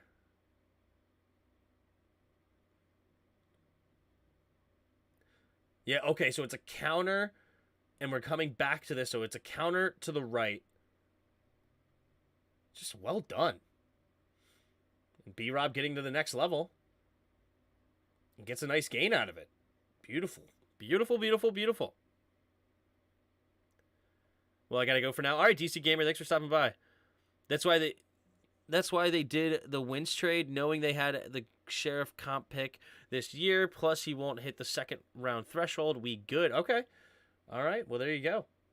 If we have a comp pick this year, then I'm happy. I didn't realize. I thought that comp pick wouldn't come until 2024. But I was mistaken on that. All right, now we're going to get to the outside. What do we got here? Yep, just zone run here. Hold up! Man! I've been wanting this all year. Thank you, Norwell. Thank you, John Matsko. I think you finally started to coach up your dudes. Getting to the second level. Thank you. Go back and watch my film reviews if you want. All year long, when we run this zone scheme to the outside, Norwell is still pushing number 93 for some reason and letting 58 run free. And now, he might miss this block because he's a terrible offensive lineman. He might miss this block, but I am just happy to see that they're finally doing the correct assignment. Get to the second level. This is beautiful. Oh, finally. For Norwell. All right, let's see him miss the block, I'm sure. But I'm just glad he gets up there. And he gets blown up. No, he does a decent job slowing him down. It's really Lucas that doesn't get out there far enough. Lucas, you gotta continue to reach on that, man. You're too slow. You gotta get out. You gotta get out here, man. Don't do this. Don't do this. There's no reason to slow down. If he's going to go upfield, that's now Trey Turner's man. Don't slow down. Get your big butt moving outside. Okay? If he shoots up the field and he has to push him up, then that's B-Rob's job to go underneath him and continue to see where the holes are developed, right? This is not your job to slow down. Get your big butt moving and get out here to number 49. You got your eyes on 49, but that's slow down. And why are you shuffling your feet? That's never a design in a zone run. Don't just shuffle. No, move, run, get out. You go watch Trent Williams in San Francisco. You never see Trent Williams shuffling his feet out here. Shuffling. Right? Get your butt moving, and you seal this off. Norwell does his freaking best job I've seen him do all year long. This, I would, if he did this all year, I would be singing the praises for Andrew Norwell. Lucas, get moving, dude. You're like a 7-8 year vet. You don't know how to run a run zone scheme? Come on, dude. And now you don't get out there in time. You don't even really get a hand on him. B-Rob should have had a huge play there. This should have been a big play if Lucas just gets out there. Don't worry about 97. If he cuts inside, that's now Trey Turner's man. That's bad on Lucas. Where in the world is Sam Cosmi, dudes? Where's Sam Cosmi? All right, man in motion, takes a snap, play action. Hold on, do you guys hear that little slight music in the background? No, good. Just realized I have Risk playing in the background. It's just closed program. Okay. All right, let's take a look here. All right, Heineke, play action, quick throw over to left side. There we go! Geez, you had the same route earlier that we were scared to throw earlier, right? You had the high-low concept, right? Terry McLaurin low, and you have Jahan running the outside high. Basically, it's either you cover down here, but even this is not the best defense to run this against, but he sees that he's cutting. He has his man beat. It's beautiful that he's downfield. Good throw by Heineke. I'm glad you learned from your mistake from the first drive, and now you're applying it to it now. I love it. Tim has a Norwell plushie. Yeah. You know you love Norwell, Tim. I am not a Norwell fan whatsoever. But he did the best job I ever seen him do on that last play. I'm clap it up for Norwell, baby. Clap it up for Norwell. You finally got to the second level. Anyway, back to this. Heineke, though, learning from his mistake, getting it out there early, and now he gets it to Jahan. Well done. I should buy you a Norwell jersey. If you buy me a Norwell jersey and send it here, I will wear a Norwell jersey through for film reviews. I will wear the Norwell jersey for film reviews. Where is Sam Cosmi playing out of position? He's a guard. Dude, he was a fine tackle, especially in the run game. Wear it backwards? Yeah, I will. That's if that happens, I would. That's funny. Do you even make them follow up? Why? Because I hate them so much. I don't hate anybody. I just don't like his play, all right? I do hate him as a player, not as a person. He might be a great person. No idea. Do it, Bod. Buy him a Norwell jersey. Tim will wear it for better luck when Norwell blocks. All right, here we go. At the 47-yard line, takes a snap, handoff up the middle, trying to bounce it outside. Stiff arm. There we go, Gibby. There we go. Well done, Gibby. Use that speed to get to the outside. I don't know if he had a hole up the middle or not, but he uses that athleticism. Okay, good job. So he sees that the linebacker's coming in here. This guy did not get quite blocked by, who is that? Cole Turner, I think, because I think Bates is right here. So Cole Turner kind of misses his block. He sees the linebacker coming. There's not much he's going to be able to do here. Absolutely. Oh, okay, he does block him a little bit here on Cole Turner. Slows him down at least. But had to bounce it outside with this guy here. Bates! Come on, Bates! Everybody loves to sing Bates' praises, but this is on Bates, it looks like. Let's go back and look at this. Bates, I think, misses his block. Okay, Bates.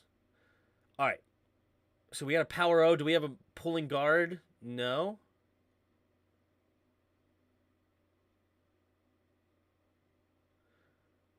Okay, so we just have everybody running double team up to their guy. Okay.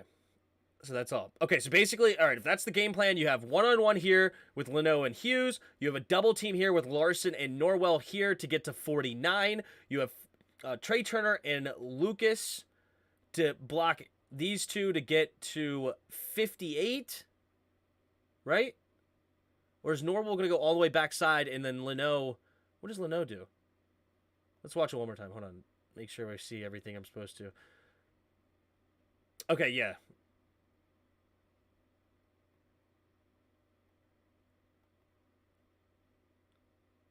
Yep, Leno one-on-one here. So we have a double team here.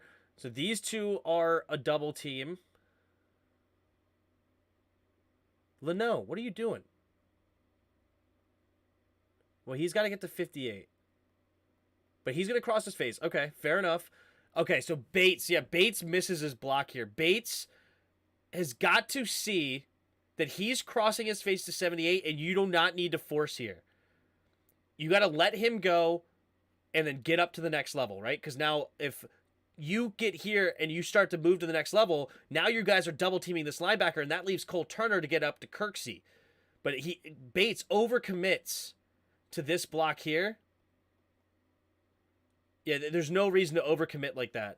And, this is very unnecessary. He has his head down and everything. He is not looking to get to any second level whatsoever. And now that doesn't allow a double team up to the linebacker. So Bates a little overcommits here. Now he's blocking nobody, you see? But it doesn't matter. Gibby gets to the outside, beats his corner, and goes. So Bates a little overcommitted on that one. Good review. I want to hit somebody. There you go.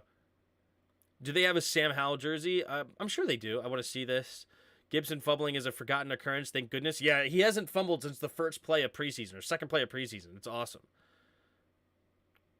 I would maybe wait. I have a feeling that Sam could go back to his college jersey number 7. Interesting. I don't know. All right, man in motion takes a snap. Ooh, there's the jet sweep. Oh, this is that play. I remember this one live. Why are you stopping, Curtis? Make a decision and run. Right? Okay, cool. You're going to put your foot in the ground and cut up? Or are you going to go to the outside? Make a decision here. Okay, you made a decision to cut. Go then. Hit it. You have him overcommitted here. Look at all this green grass. Look at it. Just hit it. Go. Don't slow down. Why stop? Don't stop. Put your foot in the ground and go. I don't care about the safety. Beat him to the grass. Or maybe if you get up here, then you could cut it back to the outside if he overcommits. Don't stop. Curtis cannot stop there. That's just horrible, horrible running. Curtis, you're better than that, Curtis. You are better than that.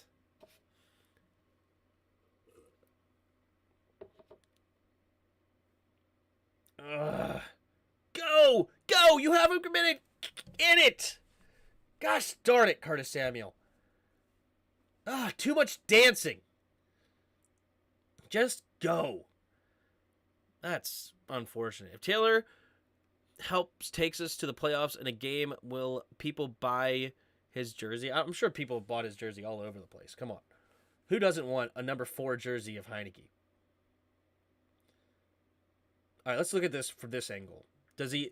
Am I correct in my assessment that he should just put his foot in the ground and go? Right here. Go. Absolutely. He is overcommitted. You are going to be. You have 4.31 speed. You could beat anybody to the middle of this field. But if you get here and he overcommits, like if he starts to run this way, cool. If not, you get around him and then you cut back this way and you got beat. Come on, Curtis. This should have been a touchdown. And I'm not even kidding. That could have easily been a touchdown with the likes of Curtis Samuel running the football. That is one that you would want back if you are Curtis. Commanders will make noise. What's up, channel? Love the jet sweep, but yeah, cut and go. Yep. All right, here we go. Quick pitch play. Ooh, there we go. Get in a pitch play. Larson. Yeah, big fat oaf. Let's see. Does Larson even have a chance on this play? Let's look.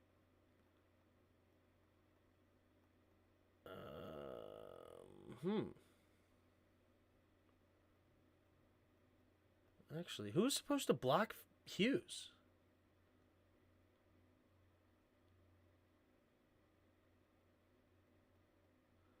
Oh.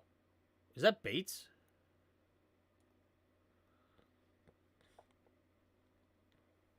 What is Bates doing? Here's Bates. What are we doing, Bates?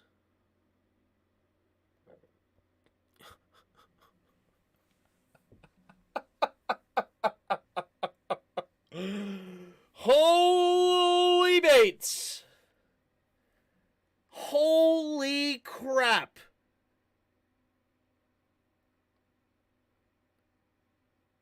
What are you doing, Bates? So cute watching him try and play football only to trip over his own man. Jeez, you have position and everything. How do you get beat that bad?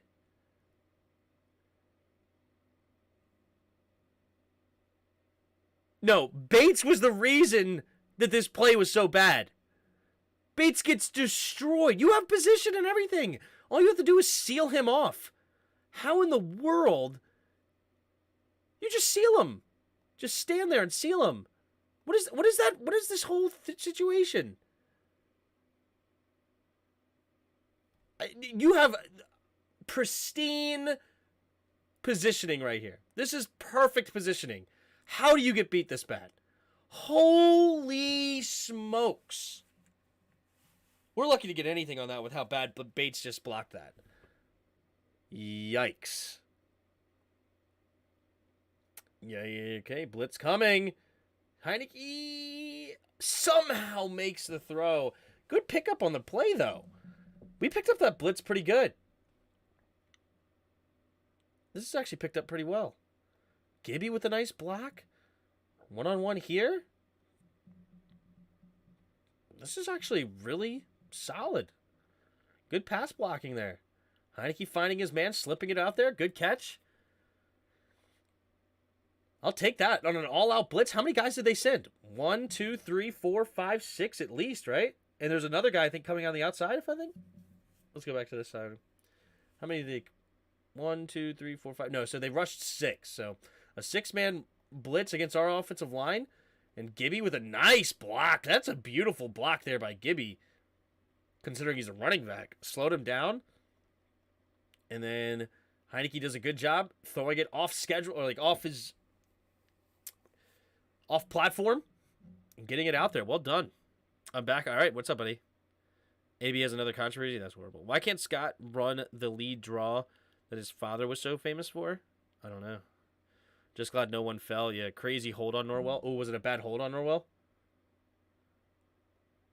Let's look at Norwell again. Here we go, Norwell. Was it a hold? Yeah. Yeah, late. He has his arm around him. Yeah, that could be definitely... Potentially could have been called.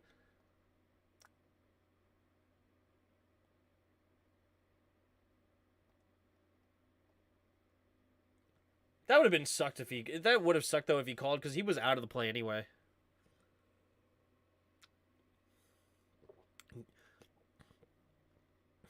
right. Blitz coming again. Quick throw over to the left side, and Logan making a big catch.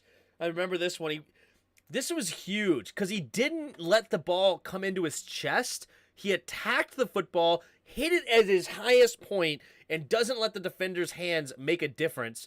Catches it away from his body. Doesn't even have to bring it in. That is because Harris has great coverage on this.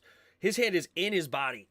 Oh my God. That was a big crack. I like it. Blitz coming and everything. Pressure. This is a big throw from Heinicke. This is a big throw from Heinicke, guys. That is a big throw. Pressure in his face. What down and distance was this? Pressure in his face to Logan for 4 yards. Okay, so this is first down. So not a big third down or anything. But this is a big play. Instead of taking a sack or anything, or setting up at 2nd and 10, it's now 1st and 10 from the 11. Excuse me. But yeah, look. Look at this defender. You see his hand is in there. His hand is in his chest. If he lets that come to his body, that's a drop. But this is a big catch by Logan. And that's a great throw by Heinicke with pressure at his face. Delivering a ball, defeating the blitz. Well done. All right, throwing it to the rolling to the right, looking, pumping, and just has to get rid of it. Yeah, not a lot open. I guess maybe he needed to hit Logan. Yeah, maybe he needs to throw to Logan right here. This is his only opportunity. This is doubled. The linebacker's got coverage on Terry. If he throws it right here, this guy's going to come. Gibby is guarded right out here. Yeah, he's got to throw it backside to Logan. That sucks. You got to find that, Heinicke. You got to find Logan on the backside. Doesn't mean he's going to score a touchdown here, but it could have been a positive play instead of a throwaway. Yeah, wait a minute. Y'all see AB posted a photograph. Yeah, this was actually a couple of days ago. It's not. It's not good. It's not okay. Even though there's a lot of nude. I think that Giselle, I mean, she's like a model that does a lot of that stuff, but still, it's he's not being very cool.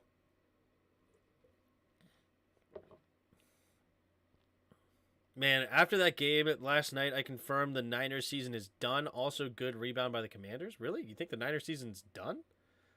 That's weird. Jet sweep. Beautifully done. There we go. Does he really make a decision here, or is he still being a little hesitant on this jet sweep as Curtis? No, he puts his foot in the ground and goes. This is what I'm talking about. Beautifully done by Curtis. Finally, the last one, he was like, he said, Coach, I needed another reverse. Or another jet sweep. I need a jet sweep here. I need a jet sweep because I have to make up for my mistake earlier. And he makes up for his mistake right here, right now. Takes the jet sweep, puts his foot in the ground right there and goes. Follows his block, and it's beautifully done. Logan doesn't even block anybody. Look at Logan. Logan never block. He just gets out of Curtis's way. He never touches anybody. Watch Logan. Never touches anybody. Never touches anybody. And it's a touchdown.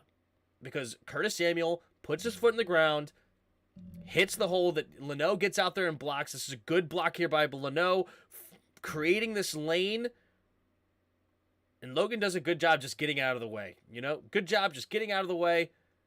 And it's a touchdown. Beautifully done.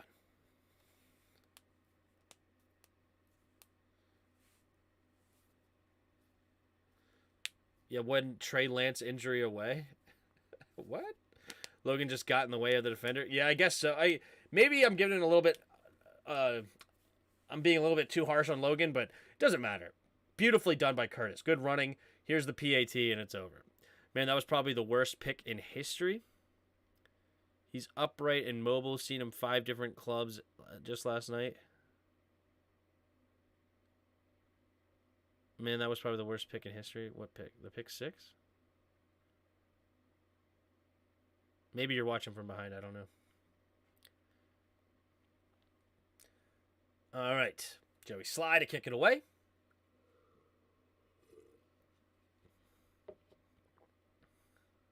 It's still DeMarcus. All right, here we go. I formation. So now we're up 17-0. Excuse me, 14-0. We just scored the touchdown. Takes the snap. Handoff up the middle. And not a lot there, man. Even F.O. Bada getting in it. Again, Ridgeway. I love this. Ridgeway is a beast in the run game. He is a beast. He's able to stand up whoever the center is and just hold his ground, not get pushed back at all. And then when he needs to, he just throws him away. And basically forcing him right into Obata's hands. And Obata beats him. Nice. Well done.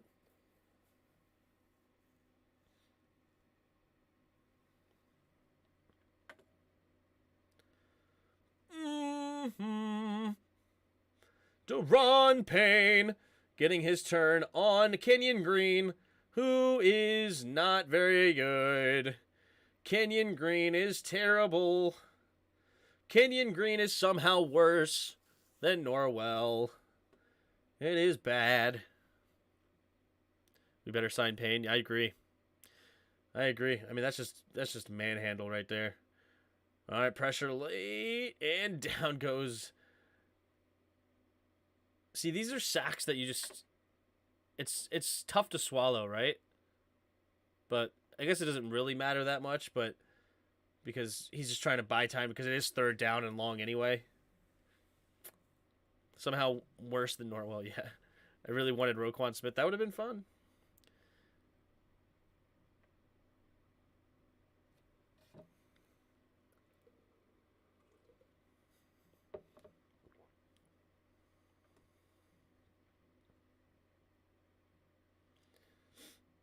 All right, there's the kick. So we're back on offense here. So we just had a 5-minute drive for a touchdown. Beautiful. All right, here we go. In motion, takes a snap, handoff up the middle, and B-Rob. Decent run here on first down. 5 yards.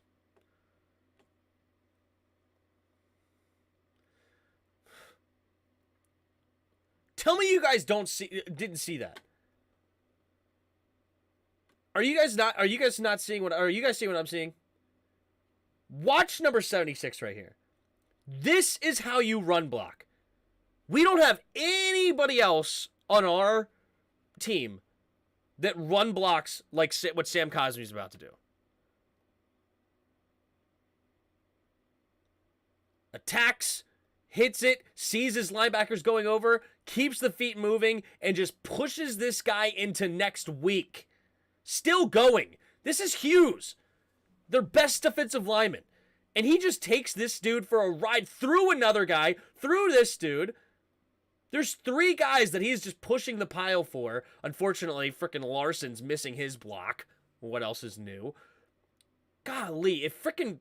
We're back to Larson hate. What is Larson doing?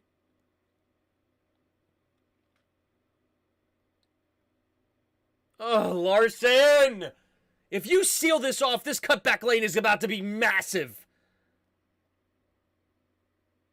If he seals this off, this cutback lane, it's about to be huge. Oh my goodness, if he gets that block. This is going to be huge. Instead, it's only a 5-yard carry. And frickin' B-Rob has to carry dudes to get 5 yards.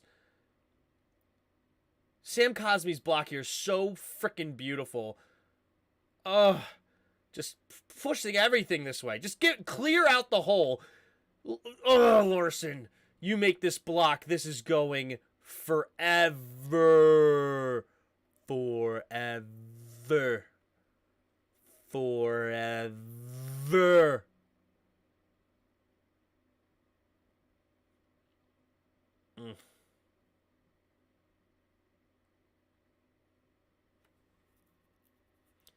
Has to hurdle his own guy. Yeah, exactly. That makes the block in the safety craps his pants. Yeah, exactly.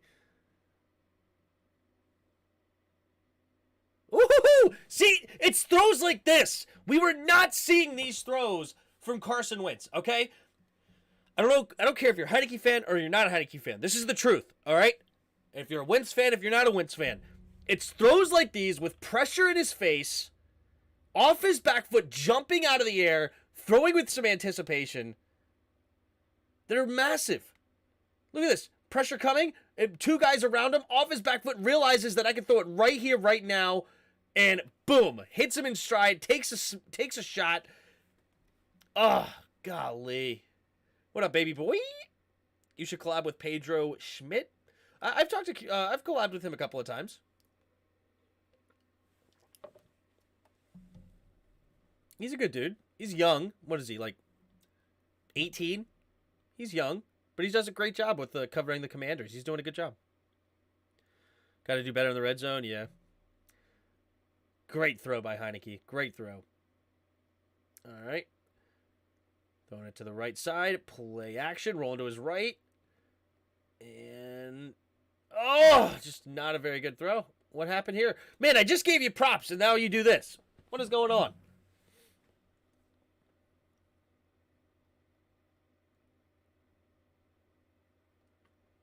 Yeah, that's just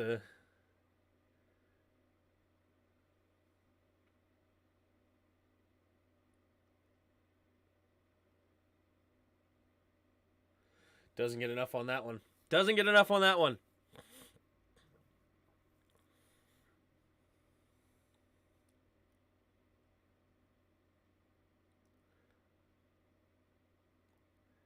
This is where Heineke lacks. The arm strength here on this one.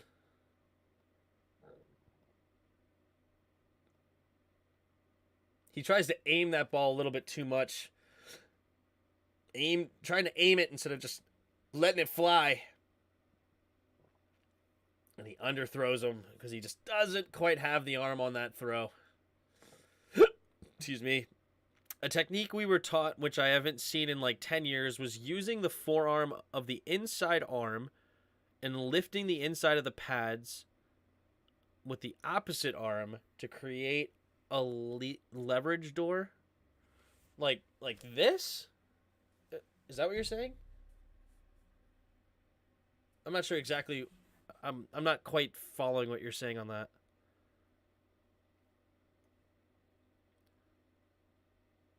I'm not a hater. What? Wentz would have folded like a baby, yeah. I like Ron Jaworski says, staring down the gun barrel and takes a hit, but delivers a great throw. Exactly. Okay, did I miss a play? Sorry, I missed another play. Here we go. Let's look at this play. We're on to the next one. Heineke makes a great throw and then follows it up with not a very good throw. All right, so and then that was on 1st and 10, right? 1st and 10. Incomplete to McLaurin. Yeah, that was 1st and 10. So here you go. All right. Takes a snap. Hand off to Gibby. There you go, Gibby. Good run. Great run here by Gibby. Looks like it's blocked well, too.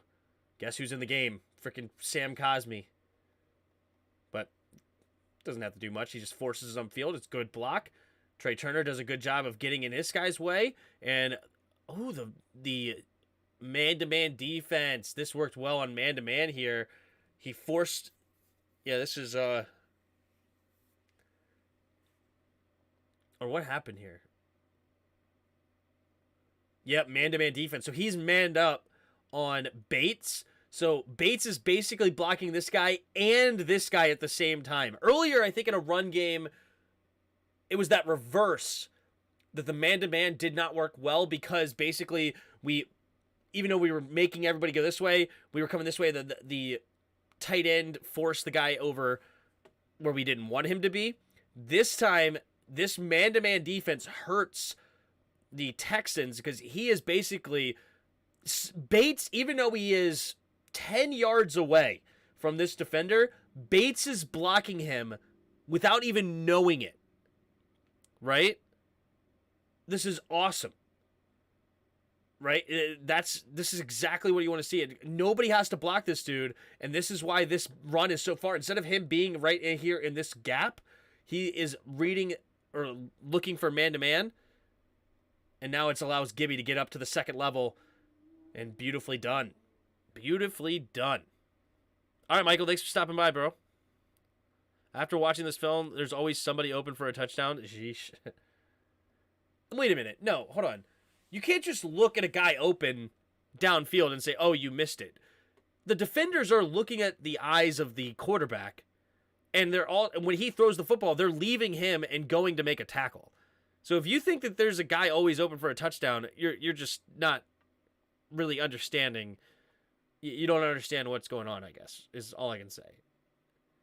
I mean, maybe there's a couple of times I would have to look back, but I haven't seen one where it's like, oh my gosh, he missed it, where he should have been looking with his eyes. All right. Hand off to the right side, and it is a couple-yard run. Let's look at it from the end zone view. Ooh, Houston's not even set up. Gets set up right there at the end. That's weird. So this is a zone to the right. This is horrible. This is horrible.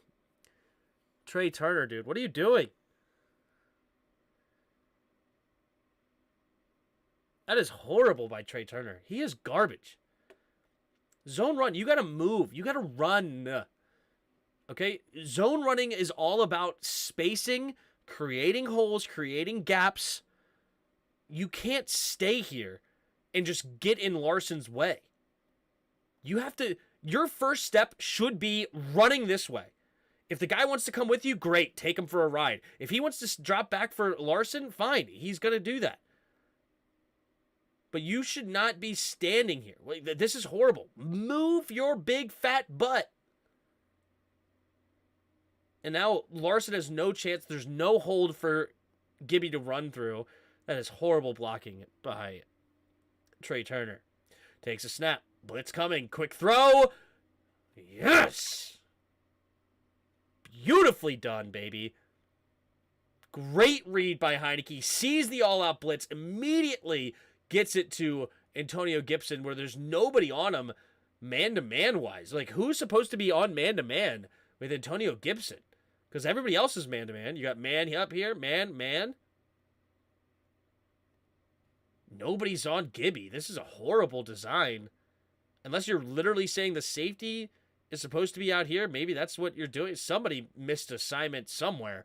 You can't just let Gibby wide open, and great job there by Heineke to see it immediately, get it quickly out there. I mean, you don't have to block if the ball's out that quick. Beautiful. Now we're up at the 5. All right, here we go. Takes the snap, and oh, he keeps it. Just hand it off, buddy. Let's see, what did he see?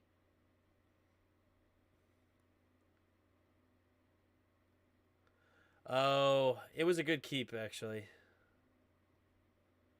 It's just a good play here by the safety.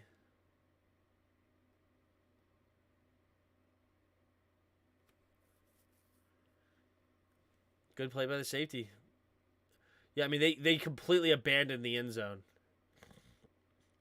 So he is unaccounted for on the blocking scheme. All right, let's go back to this. Let's go to the end zone view and see why I told you. He should shake Scott off, it seems, something pre-snap. Heineke needs to have the autonomy to call audibles. He's been in this offense too long to not have it. I agree, especially with this loaded of a box, right? You would love to see some sort of call. Like, if we go back out here, one-on-one, this should be a fade route. You have a 6'5" dude versus who? King? What, 6'1" at best? With all of these 1, 2, 3, 4, 5, 6, 7, 8, 9 guys in the box and a safety here, this should be a fade. This should be a fade. You're absolutely right, Roger. This needs to be a fade here. They have the run blocked up, or Heineke needs to not ever read option this and just let Gibby get what he can. So it's either throw it or not a read option. There's too many guys in the area for it to be a read option, especially considering you are a running threat. Everybody views you as a threat to run the football. It's not like you're Peyton Manning that nobody is going to respect you running the football, right? So you got to either throw a fade here or hand the ball off. This is not a good decision by Heineke. I mean, it's a good decision based on what he is supposed to be reading. All right, let's go back here. So it's tough, okay? Because they are not blocking the same man on the line of scrimmage. So his job is to read this guy.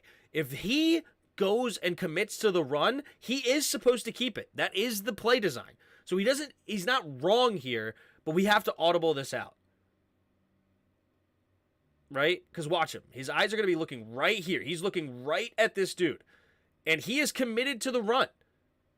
And we're not blocking him. This guy is completely unblocked.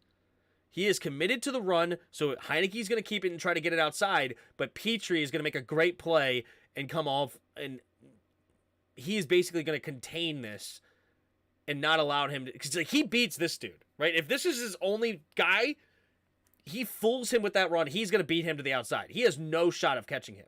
But with this dude and this dude out here, we can't call this play.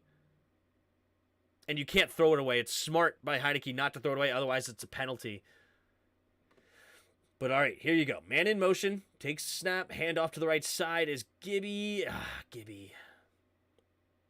Gibbies. Not a lot there. All right, Trey Turner now does his job correctly. The cut block is not great. Oh, that's a horrible cut block. Not a very good cut block at all by Thomas here. You would like to see him just put his foot in the ground and just run off the back of the tackle here and just see what he can get. But trying to cut it back the other way is not it. There's nothing there. Tough. All right. So now we're sitting here at 3rd and 7. Takes the snap, drops back. Oh, just a little bit too high. Just a little bit too high. Oh, he had him. He had him. He gotta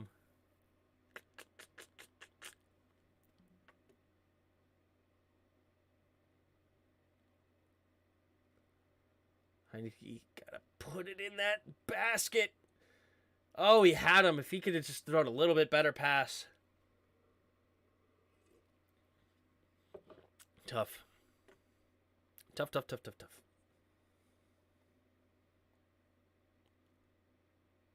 Had an easier throw the other way. Okay, so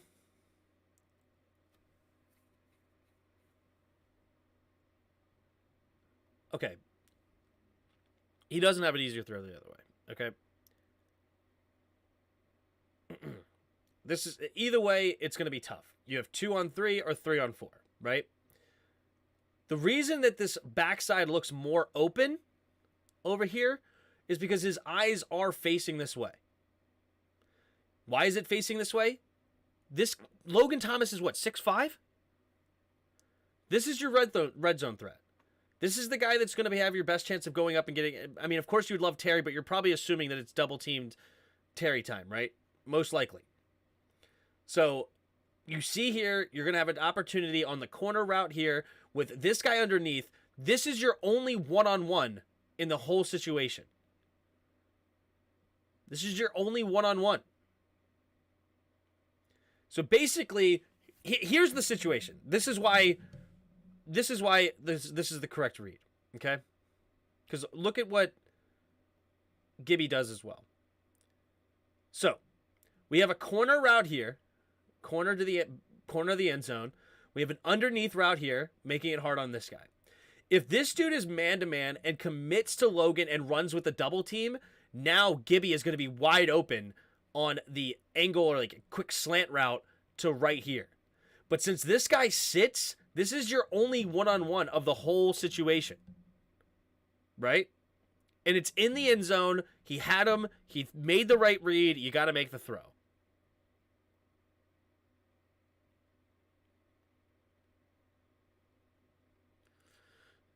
See, this is why I call Scott a moron. The sequence of plays in the red zone was pathetic. He is terrible at calling plays in the situation. So I know you're not going to like the run game, running out of this from the shotgun, and I understand. It is what it is. I agreed with your first point. We got to be able to audible out of a 9-man box. It wasn't a bad pass, guys. Nobody can touch it. But his man, and he gave him a chance. Couldn't have been 6 inches more inside, sure, but Thomas be half the step faster, sure. I think it's you got to drop it in the bucket, right? And he didn't quite drop it in that bucket. He put it too much on a line, and you're not really dropping it in where Logan has an opportunity here. You're throwing it over his head essentially on that one, so it's just not the greatest throw. Dude, okay. Also, Peter, or anybody else that doesn't realize this, you're going to have a hard throw no matter what in the red zone. Rarely are you going to have a wide open player where it's going to be an easy throw, right? Rarely. And you called the perfect call against the perfect defense. But if the defense does their job, you're going to have a hard throw no matter where you're going with the football inside the red zone. But he could touch it. Yeah, that's what I'm saying. If it was a little bit more of a drop, it is what it is. For some reason, Kelsey is wide open almost every time.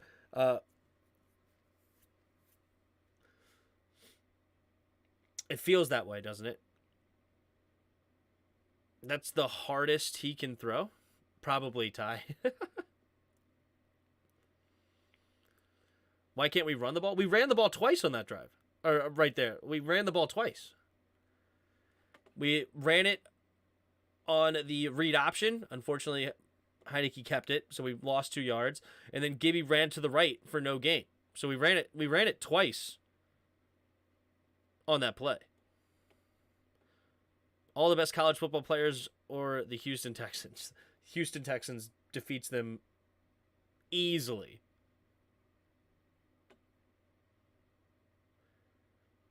It's got to be that speed to size ratio. He's fast for 6'5". He's just got to make that throw.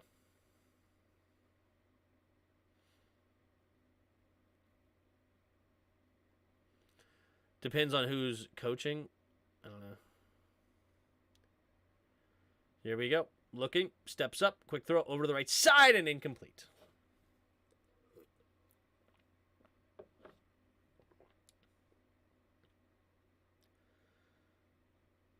Pressure from Jonathan Allen. Nice pressure. Good coverage there by Jamin Davis as well on Dameon Pierce. All right. Snap. Handoff on the jet sweep. Cutting it back. A decent gain. That's what I'm talking about. He asks Taylor to do things that are extremely difficult. Scott outthinks himself with design and play calling, especially in the red zone. Yeah, I mean, I understand what you're saying. I liked the fade route opportunity. They ran it on second down, and I believe it was under center he ran it on second down, if I remember. Maybe it was out of shotgun as well. I don't remember now off the top of my head. And then you have to throw on 3rd and 7. You just have to. And I thought it was actually a good design to get a one-on-one matchup with a 6'5" tight end. And it's almost there. You just got to make a slightly better throw. I want to fire Jack Del Rio for Dan Quinn. Wouldn't that be nice? I don't know why Scott would ask Taylor to make that throw. I mean, where else do you want him to throw the football? I mean, you got to be able to. I mean, if you're going to be an NFL quarterback, you have to make that throw every once in a while. You have to. I'm sure you could go look. There is corner routes in the playbook for Andy Reid with Pat Mahomes, right? Or any quarterback that you have. And it's not. I mean, it's a somewhat difficult throw, but it's not like Taylor should be incapable of throwing that. Every NFL quarterback should be able to throw that. If you don't, it is what it is.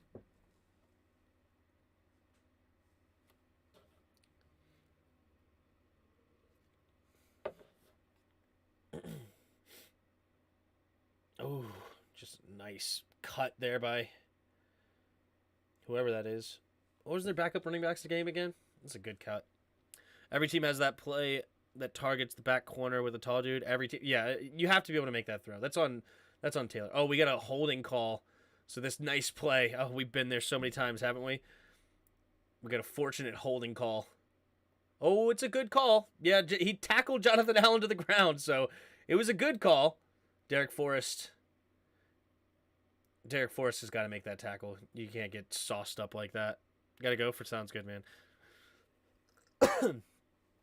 3 receivers to the right.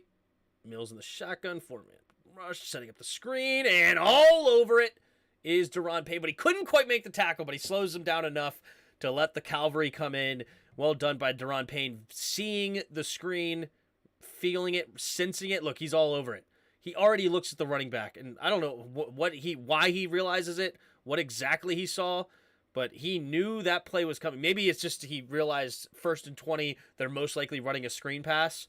So there you go. How is Sam Howell developing, coming along? He looked promising. I wish I knew, but unfortunately I'm not there at practice to know, so I wish I knew more. I wish we knew more. I wish we knew more. All right, there's the snap and the punt. Ooh. The flag of running into the kicker. It was an acting job there by the dude. Taylor is good, but not the solution. Commanders need a franchise QB. Well, Taylor is who we have this year. It is what it is this year.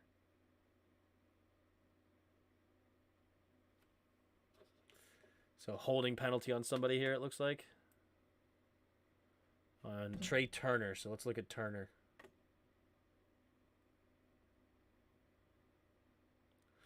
Oh, I don't like that call at all.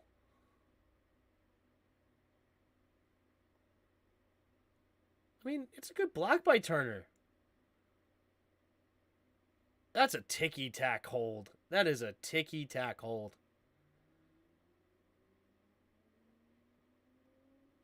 That's tough. But it is what it is.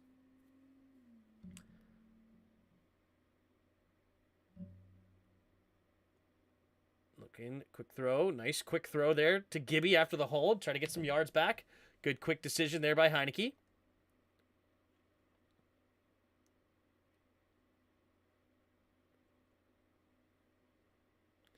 He got called for a tickle around the middle. Yep.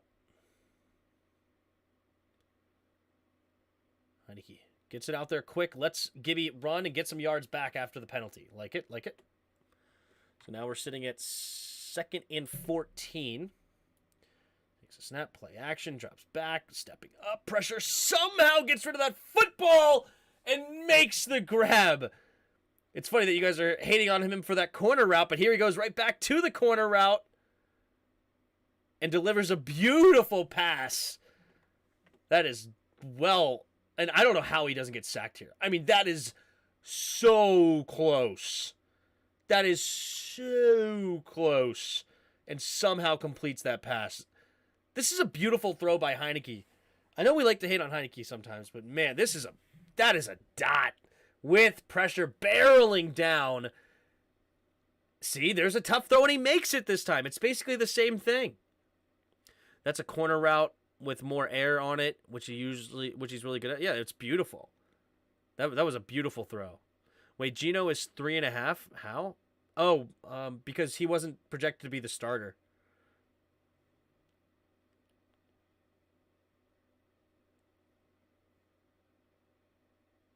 Yeah, Geno's playing incredible this season. All right, Heineke in the shotgun. Takes the snap, drops back, looking. Throwing it underneath. It'll be caught by by McLaurin. Getting it to McLaurin early and often. Let's go back to this route. Let's go back to this play. All right, so we got a drag route by McLaurin. This is nice. Beautifully done. Hitting him in stride. Getting a nice play on first down. Gain of 9. Let's look at the protection. Takes the snap. Nice job here. I don't know why Cosme's not starting. I hope Cosme's starting from now on. There we go. Now we get him around the pocket. Well done there. Good guy. Everybody's good on this front. Good throw by Heineke. 74 picks and 72-8. Yeah, that's incredible. 3 receivers to the right. Takes the snap. Drops back. Looking, throwing. What a... Dude! Way to answer, Heineke. Everybody's saying, hey, why is he throwing corners? Why do you have thrown corner routes? Now he goes back-to-back corner. Not back-to-back, sorry. But a couple of really nice corner throws. Corner route throws here to the outside. And that is a dot. That's a dot right there for Logan. Beautiful play. Why is Cosme Samuels got for a hurt finger? I don't know. I don't know either. I hope Cosme comes back because we need him. Here we go. Heineke in the shotgun. Two receivers each side. Takes a snap. Handoff up the middle. Not much there. What is going on? Why does it seem like they were just unblocked from the get-go? What's going on here?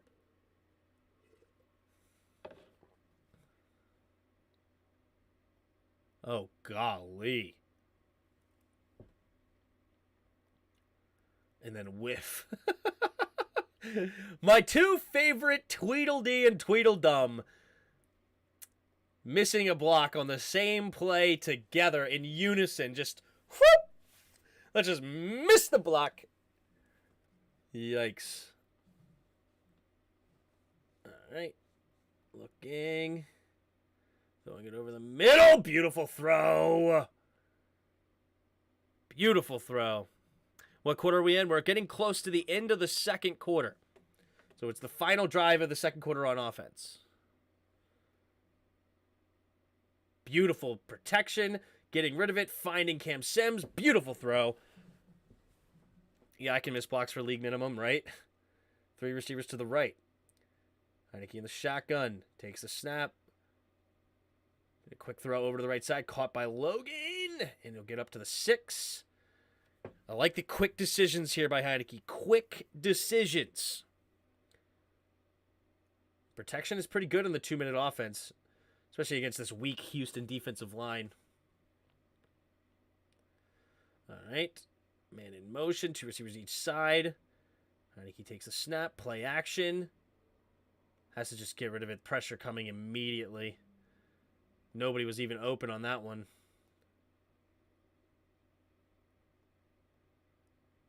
Yeah, there's nothing here. Logan, why are you missing that block? This is a bad play call here. This is a bad play call. Yeah, no reason to put Logan Thomas one-on-one with the defensive end. Absolutely no reason from Scott Turner. In this situation, why in the world would you do that? Why in the world would you do that? Especially with your number one red zone target in Logan Thomas. All right, this is a horrific play call.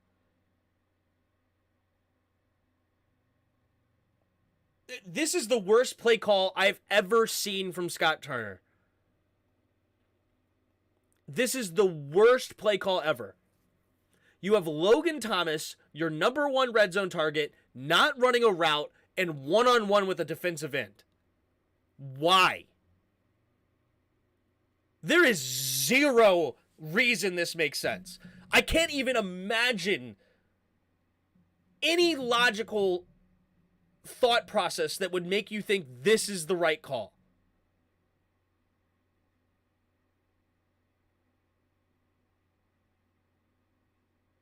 This is one of the worst calls of all time. And I'm really not even exaggerating. Like, there's no benefit. This play works 0 times.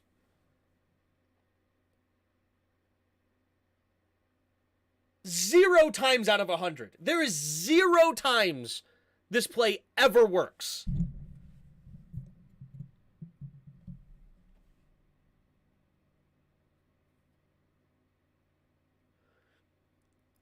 I mean, what is he doing? Jahan is like struggling to even get off the line of scrimmage. So that's not going anywhere. He's not a target. Like, I guess you get it underneath here to Gibby and see what he can do. Just try to slip it out there to him. But, I mean, this linebacker's coming to hit him immediately. Right? I mean, you could just end up losing yards on this play. And you can't get tackled in bounds here. after this incomplete pass, I believe we have no timeouts. And so, yeah, Taylor has to throw this incomplete. This is one of the worst play calls I've ever seen in my entire life. Wow. Jeez. I've never seen, I really can't imagine a worse play call. You take your best red zone target, you make him a blocker, one-on-one with the defensive end, especially when he's not a very good blocker anyway.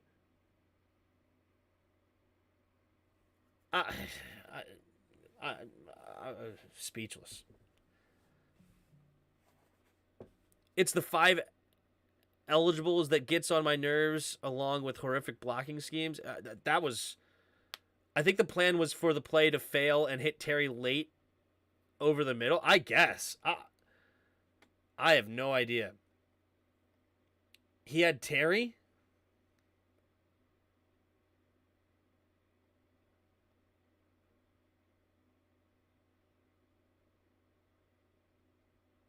Okay, look.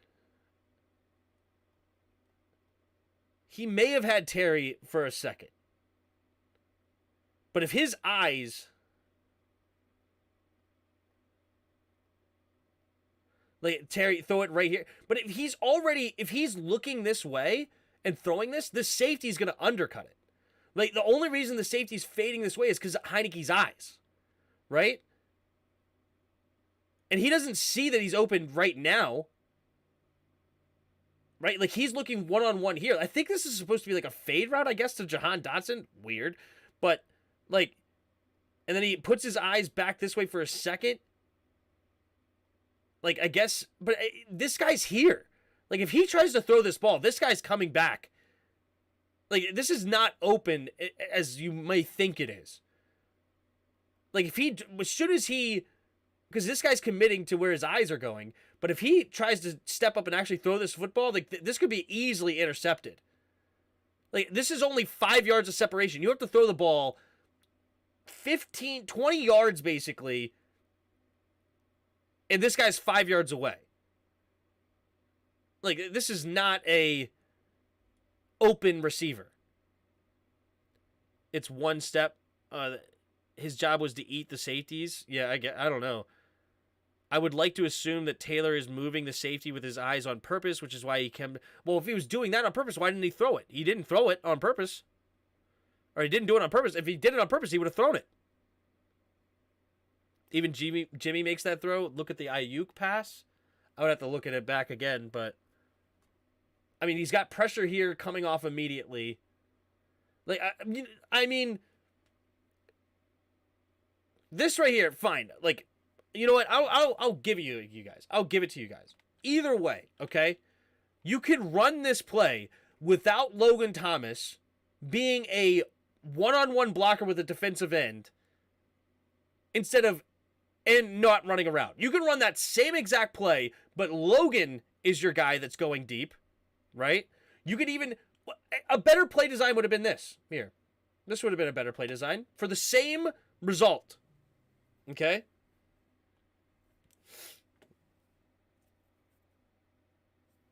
Sorry, almost sneezed. Okay. Same result. Same idea. Logan out here, right? Logan here. He runs the fade. Jahan runs underneath, bringing the linebackers up, running underneath, making the linebackers look here, right? He's here. Heineke looks one-on-one. If the safety stays with Terry, then you throw it here. And then Terry McLaurin running to this spot. So now the Jahan is bringing the linebackers down because they have to focus on Jahan crossing their face, right? Sorry. So if Logan was right here, then you have a normal blocking scheme where you have a left tackle guarding a defensive end, right? And then Curtis can run a whip route, whatever Curtis wants to run out here. I don't care. Curtis, or actually it has to be a clear. So Curtis runs to the back of the end zone over here, pulling both of these guys out. So if Jahan runs underneath and he's unguarded, maybe you can come here backside and throw it underneath and he runs into the pylon. Terry runs right here. Logan goes out here. So now you attack this side of the end zone, middle of the end zone, this side of the end zone, and you have a guy running across the middle. For whatever reason, these guys drop too far back. You hit Jahan, he gets in, and boom. Boom. Let's just agree that it's not working 100% of the time is a false statement. All right, you know what? Fine. Fair enough. I'll take it. I'll take back the 100% of the time. The route concept is fine with Terry McLaurin, but there's a much better way to design the same look. Right? You know what, Vlad? Do me a favor. Go to the San Francisco play-by-play on ESPN. Find the play you're talking about. Send me what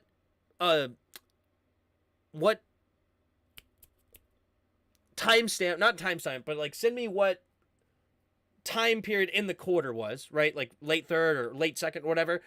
And we're going to go over to the San Francisco game and see how they designed that play, whatever one you're talking about.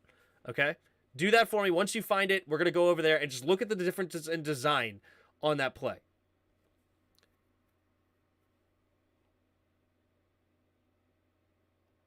Maybe that was the point of Logan coming across for Terry to sneak behind.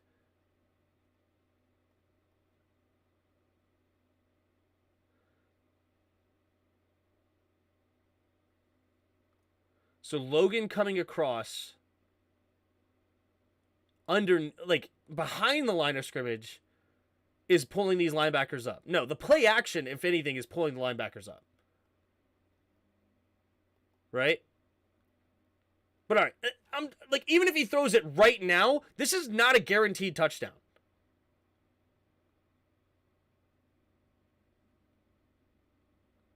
No, the play action is what's causing them to come up.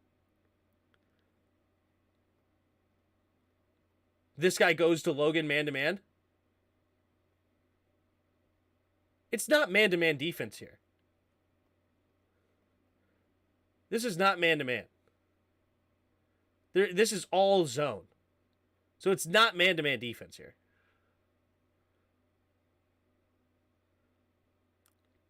The outside linebacker is looking at Logan. The linebackers are in zone. Why would he come across the other linebacker then?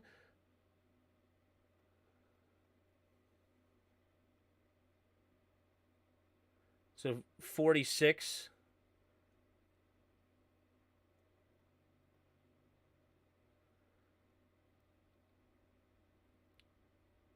So you're saying they're doing some sort of box and one concept? Everybody else is running zone except for him man-to-man on Logan?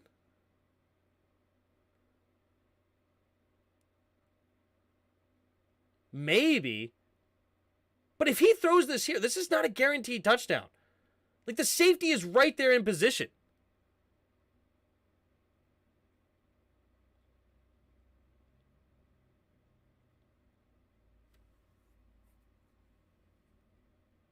Like, nobody else is playing man-to-man here. Like, no man-to-man, no man-to-man, no man-to-man. Like, this does not look like man-to-man defense. He actually read the field in it. Was trying to say that the throw was tougher for Jimmy. Second quarter, 13:35, different play design, more difficult throw. Okay. Let's go look at it real quick.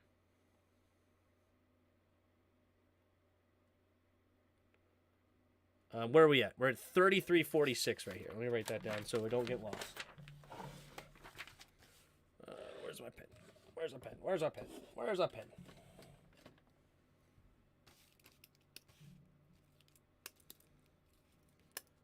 Thirty-three 46. 33:46. Okay. We'll come back. All right, let's look. So let's go to all 22. So second quarter, you said second quarter 13:35. So it's got to be pretty early. It's probably right here, right?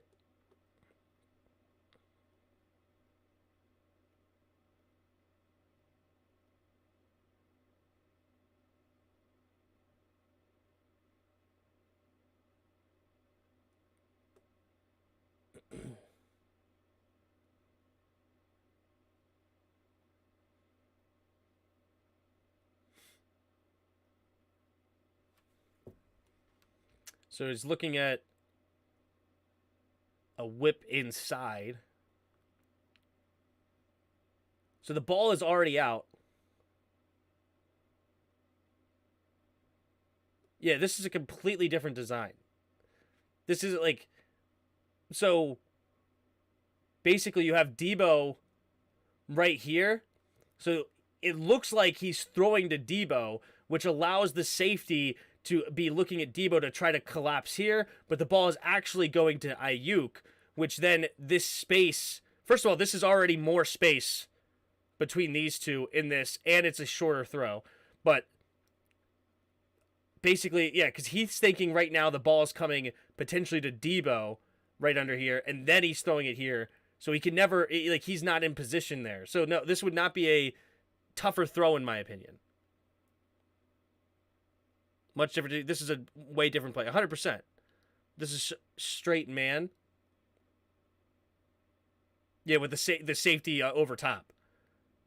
Yeah, this is definitely 100% man-to-man. Yep, 100%. Agreed. And yeah, so this guy, the safety here, is looking right now at Debo. It looks like he's setting up to potentially to throw to Debo, and he throws it right over his head to Brandon Ayuk, and the safety doesn't have time to recover. So this is a whole different... It's a better play design. But the route concepts are better. Not that it was the same play, but yeah, okay, perfect. So that was my point. My point, it's going to be a better play design with what's his name calling the play, and that is the good old,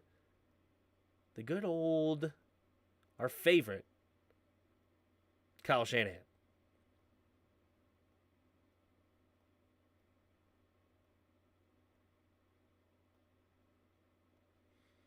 Okay, so going back to this play, right? This is the play.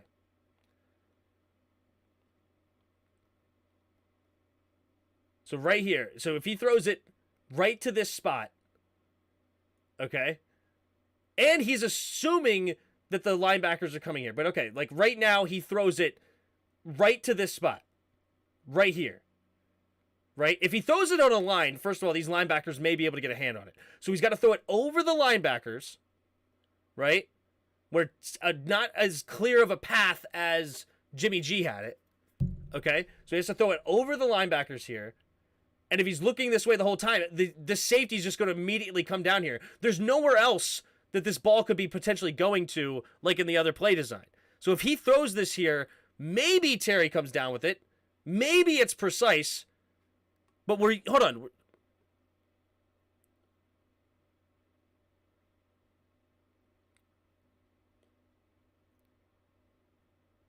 I don't know why Scott would ask Taylor to make that throw. But yeah, but Taylor specifically is trash at that throw. Should play to his strengths in the red zone. So apparently you just don't think he's good at corners. I thought maybe... But that's an extremely hard throw. That's a hard throw. So you're saying that the last one, when he threw it one-on-one coverage to Logan, is a hard throw. But this right here, over linebackers, with the safety help over the top, is not a hard throw. And good design by Scott Turner.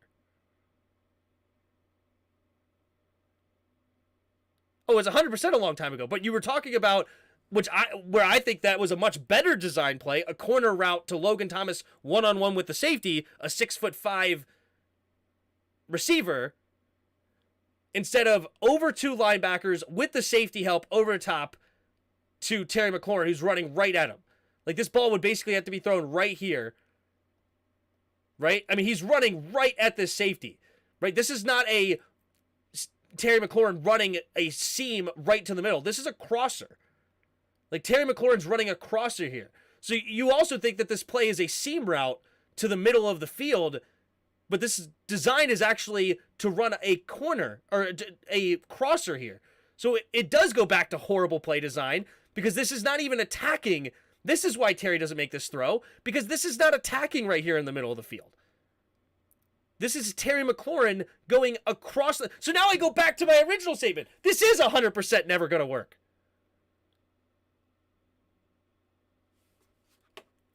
This is 100% never going to work. This is not him running here. He doesn't see anything. He's immediately running here. Immediately, he's already deciding to run back here.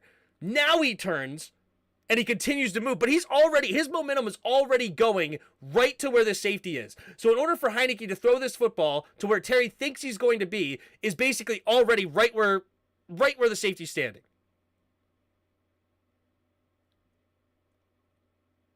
Now he sits in the zone when it's way too late.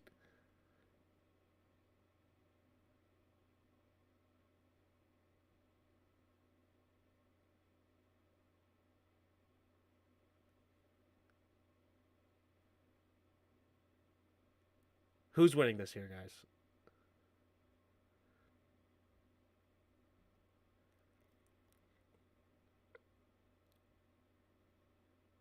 Well, this is not a seam route from... Didn't you say this should have thrown Terry to the seam? This is not a seam route to Terry.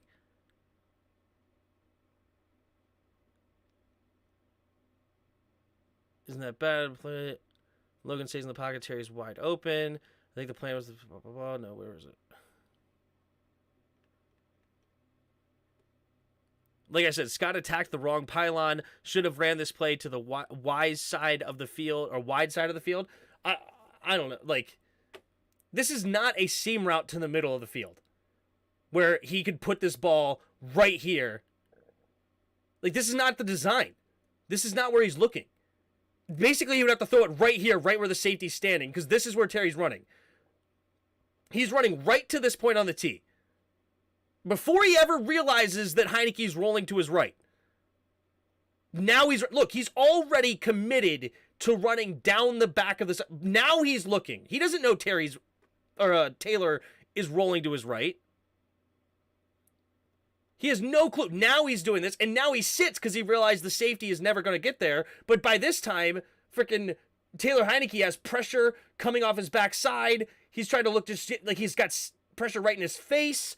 He would have to throw it off his back shoulder to this spot right here. And it's probably going to be a horrible throw because he has Logan Thomas one-on-one with the defensive end.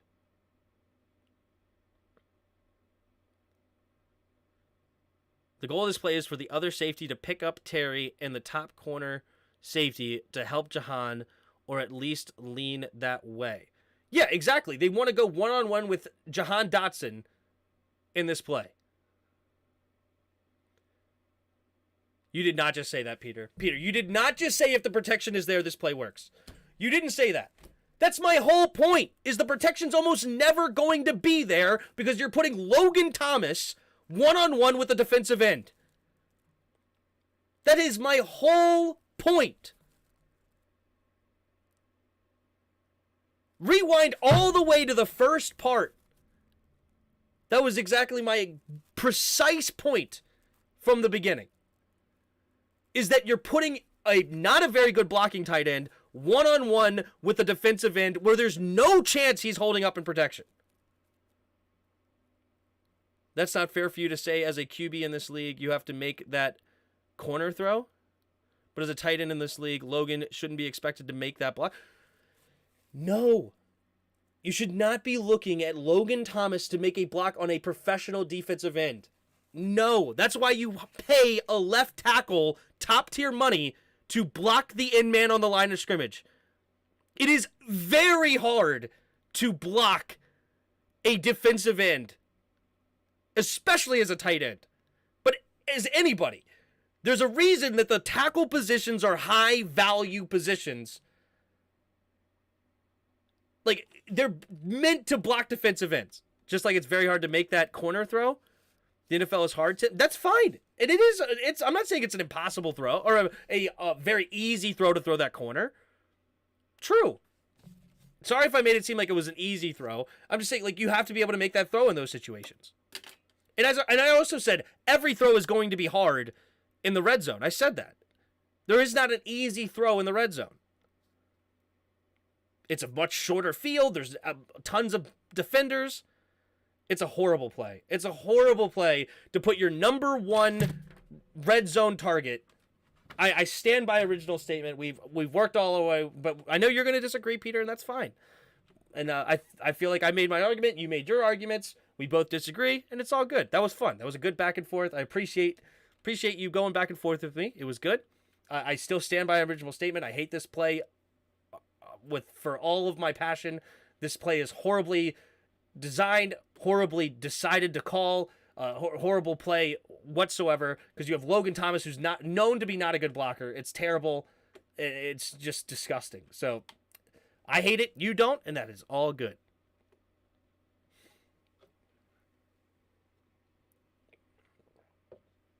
He's never making this block. It's just horrible. And it's pathetic effort.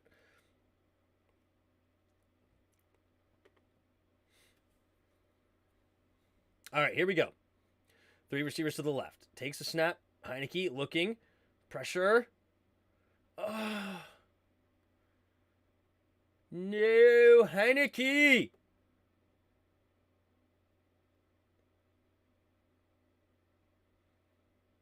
Why are you rolling to the right here? Everything you want is to the left. Everything you want is to the left.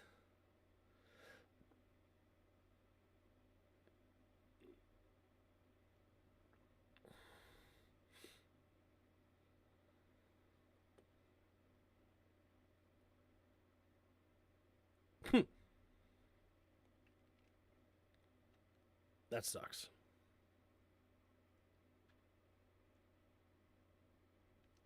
Okay, I'll go back and look at the window.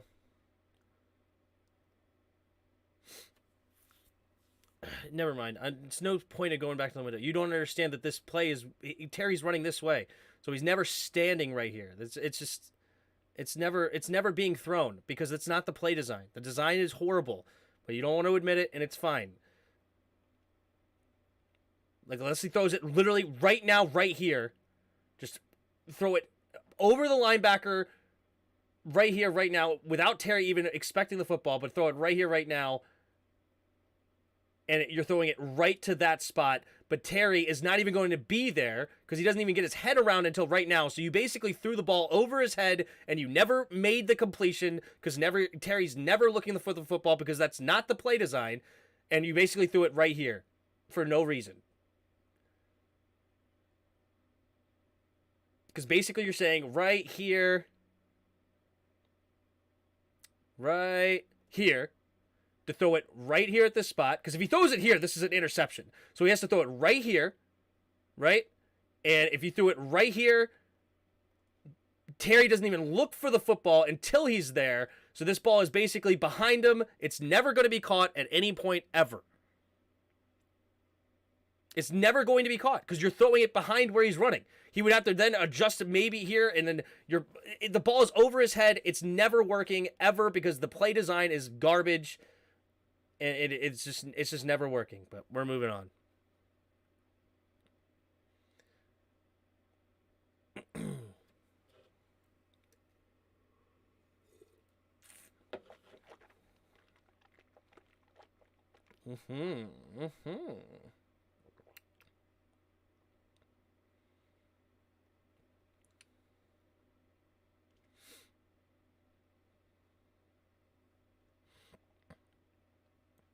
Wouldn't work there. I'm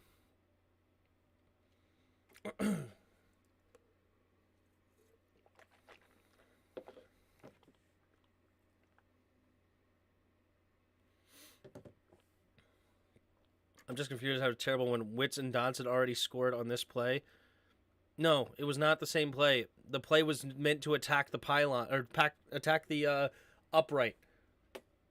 I remember exactly the play. The play was caught right here, coming from this way, attacking the middle of the field. That was the purpose of that play. This play, Terry's coming across to attack over here. He's not attacking right here at this U or this ST from this side on that play. It's a completely different play. It's not even the same play. But I know we're not going to ever agree, and that's okay. And that's okay. You're fine. That's why I originally thought it would be a seam. You can throw anticipation to throw a crosser route before he reaches the window. I know what you're saying, but it wouldn't have worked. Yeah, it's not. If it was a seam route, then I was actually willing to say that you were correct. If it was a seam, then that's why I backed off because I thought it was a seam route, and that's why I originally said oh, that play, okay, I'm saying 100% it would never work is not fair because he ran a seam. But it wasn't a seam route. It was a crossing route, and Terry would never have even looked for the ball because that was not the play call.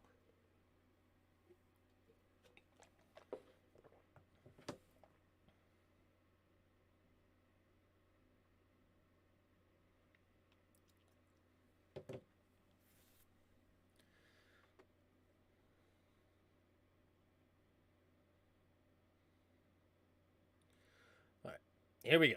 Starting the second half. Rolling to the right. Play action. Found his man. Good play. Well, Peter can't agree the play sucked because that would be his whole argument. But that's okay. We can agree to disagree. I'll say that. We can agree to disagree. That's all good.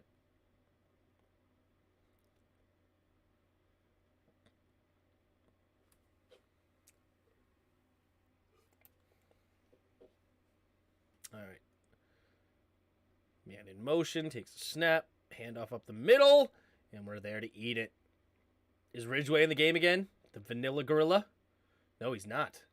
We have our big boys, Payne and Allen.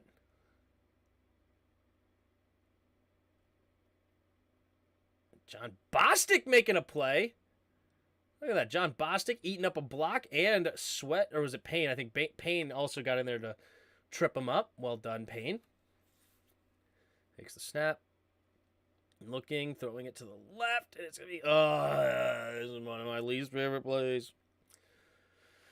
Oh, you got zone defense. Actually, is it even zone? It's, oh my goodness. You have man-to-man defense with John Bostic covering Brandon Cooks?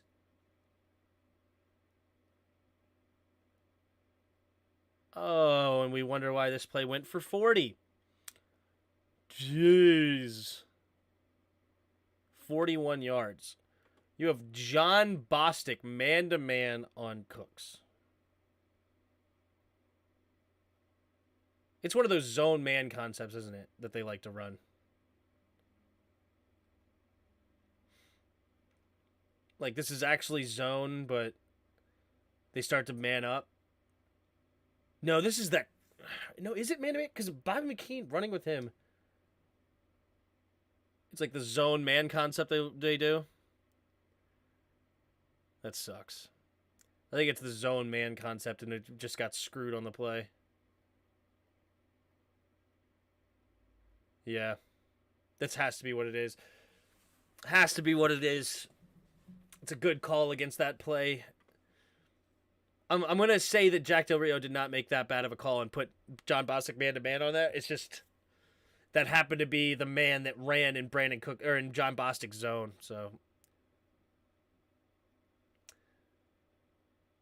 I'm gonna give him the benefit of the doubt. I'm gonna give him the benefit of the doubt. That it's a zone man concept. You play zone, and whoever runs in your zone, you have to cover, and it looks really bad because it ends up Bostic on Cooks, but there's no way you actually called a defense where Bostic is on Cooks. It's impossible. Just after what's going on? What up, Andrew? Well, you just missed a beautiful... Yeah, you just missed a 30-minute tirade on a crap zone play between me and Peter, which was fun. I hope Peter's still here. I mean, it was a good back and forth. We disagree, but that's okay.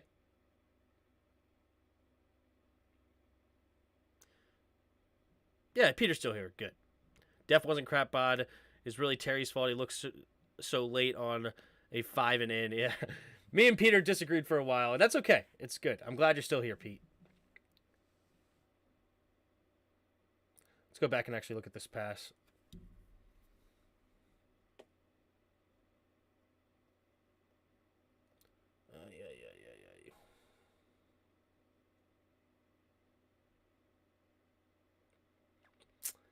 Yeah, I think Jamin Davis is giving too much space here. I mean, maybe you could say, all right, maybe he thinks the guy's sitting here, but that's going to be the DB's job. You let two guys go by, you know you got to get it here to Pierce and come up and make a quicker tackle. But they swarmed. They swarmed to the tackle good enough. I'll take it. Because what was that? On second down? No, that was first down for them. crap in my books, yeah.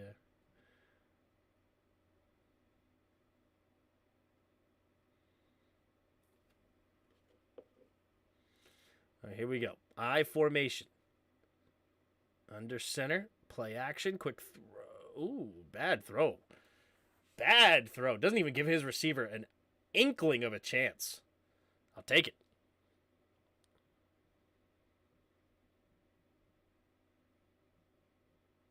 And it lost us the game. Yeah, we lost this game, right, Bod? Yeah, we went on a 30-minute tirade about a play that didn't even cost us the game. I love it. But no, I thought it was a good conversation. I really did. I thought we discussed it to learn something and understand why we don't like a play or why we do like a play or what the situation may be. I still hate the play. I think the play is absolutely horrible. Peter thinks it had a chance at least, and he did take issue with me saying it was a 100% chance, and I guess there's always a chance. But you know what? I'm actually curious. The one thing I'll actually say, Peter, I'm just kind of curious. What percentage? So I say that play is never working 100% of the time. What's the chances that play works in your opinion? Then what's your odds on that play working? Are you at like 5%? Are you at 1%? You at 25? You're at 50%? Like, what do you think that play is getting on that one?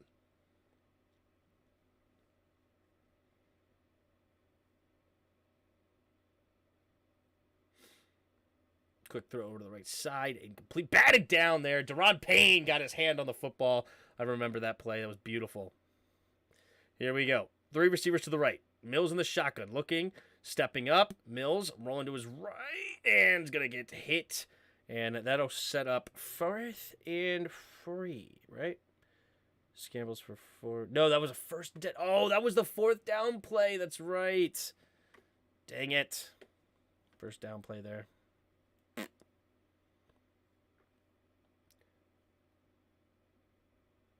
I don't know what percentage. Let me think about it. Okay. I'm saying it's a 100% chance it's going to fail, but you give me a percentage. Quick throw underneath, and it's going to... This is the play that we all been waiting for! The suplex heard around the world. The Vanilla Gorilla. I heard that Jonathan Allen, Montez Sweat, that's not Montez Sweat, but Jonathan Allen, Deron Payne, and Montez Sweat said they would pay the fine if Ridgeway did get fined. Let's look at it from the end zone angle. Doom. Boom, baby! Sign him to the WWE. Get him a contract with Pat McAfee. Let's them go together. That's hilarious. All right, after the penalty, it's 1st and goal here. Mills is going to keep it. And nice tackle by Cameron Curl. Beautiful textbook tackle. All over him, baby.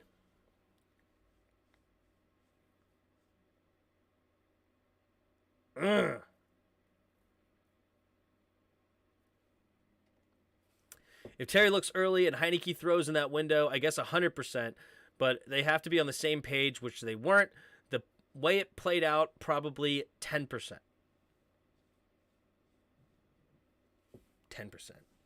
I think that's about 10 percentage points too high. But even at face value, if you say 10%, I still say it's a horrific play call then. Why are you calling a 10%er? Why? Come on. We got to have something better than a 10%er. At least a 12%er. 90% he gets sacked with a tight end. Tim, if Derek Carr becomes available, would you want Washington to go after him?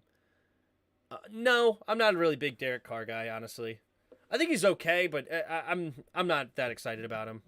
I wanted him like 2 years ago, or a year. Oh, actually, in the offseason, I actually thought about it. Was it this last offseason, or was it 2 offseasons ago? Maybe it was this offseason. He's actually having a pretty decent year. I don't know. Maybe if he's a free agent and becomes available, I wouldn't be irate. He's not my first choice though. Saturday's playbook is plump full of 10% plays.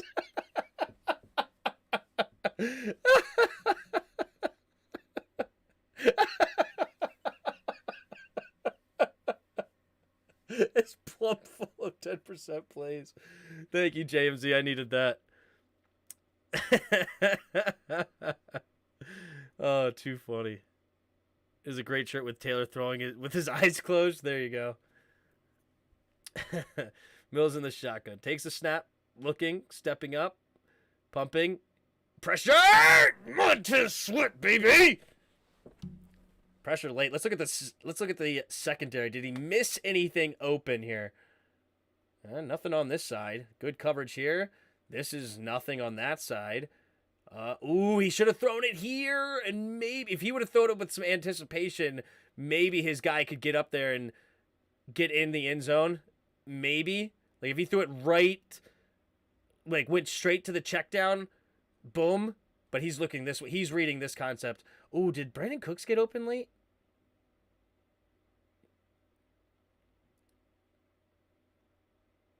Nico Collins, maybe? I don't know. He was scared of this guy undercutting it, and he may have had an argument here.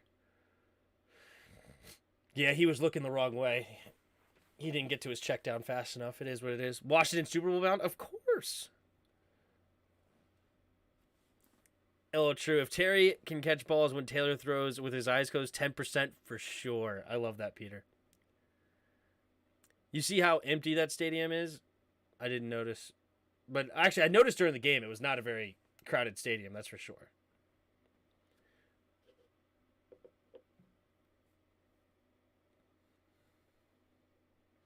All right, there's the field goal, and the Texans get on the board.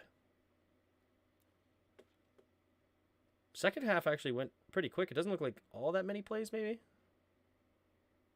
feel like that first half was actually a pretty long half.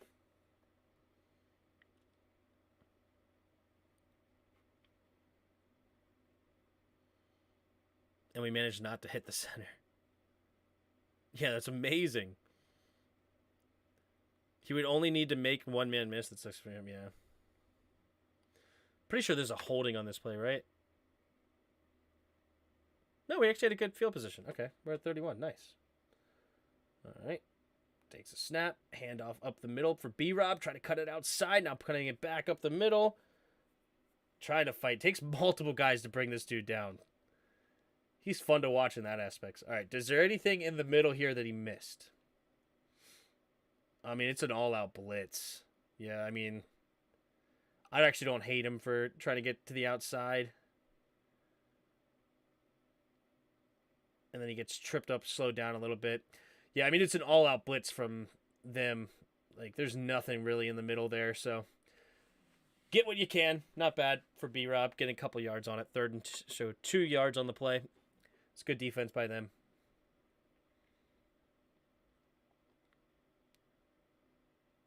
John Bates missing another. Like, he overcommits. That's the one thing I don't like about John Bates is he overcommits sometimes, and he gets absolutely, completely off of his footing. He leans too hard into some of these blocks. Puts his head down, doesn't even look at the guy he's blocking. Takes the handoff, handed off up the middle. Nice run, baby. There's a good run there by B-Rob. Looks like decent blocking, too, initially. Let's take a look. Oh, yeah. There we go. Larson didn't quite get to the second level like I wanted to, but he thought about it. Look at Leno. Yes. Not Leno. Norwell. There we go, Norwell. And look, he's looking here. He's like, all right, you know what? If you're going to overcommit here, I'll just continue to help block. All right, now let's go up. Let's go. We can't just never block him, all right? We got to get up there and block him at some point. All right? If we block this could go, man. This could go. But instead, we never make the block. So Larson, he at least looked at him though, okay? I'm going to give him a little credit. He was looking at him. He's looking. He's like, all right, you know what? You're going to run with me? Okay, you're going to run? All right, I'm going to look. Oh, wait, shoot. I should have maybe went up there and blocked it eventually. And I'm just going to shove Petrie after the play like I'm doing something. Norwell looked pretty... Yeah, Norwell looked good on that play. I'll take Norwell. Norwell, against this Houston defensive line, I'll give him a solid C-. Tim, do you remember when John Bates Oh, yeah. Never mind. Oh, my goodness. I remember this play. It's incredible. 1, 2, 3, 4. Oh, just so good. So good. This is a 3rd and 2. 3rd and 2, and it's a 3-yard run on the stat sheet. So good. That is incredible. Well done. You can ask Larson and Norwell to make a block at the same time. Yeah, you can't. You can't. He made a block. Can't knock him, even though it was late. Yeah, I can knock him a little bit. It's not as bad as he normally is. So it is an upgrade to at least look at the second level. I will take that. He at least looked at the second level. Golly, this is just that's just beautiful. It's an improvement, Tim. It is. It is an improvement. That's true.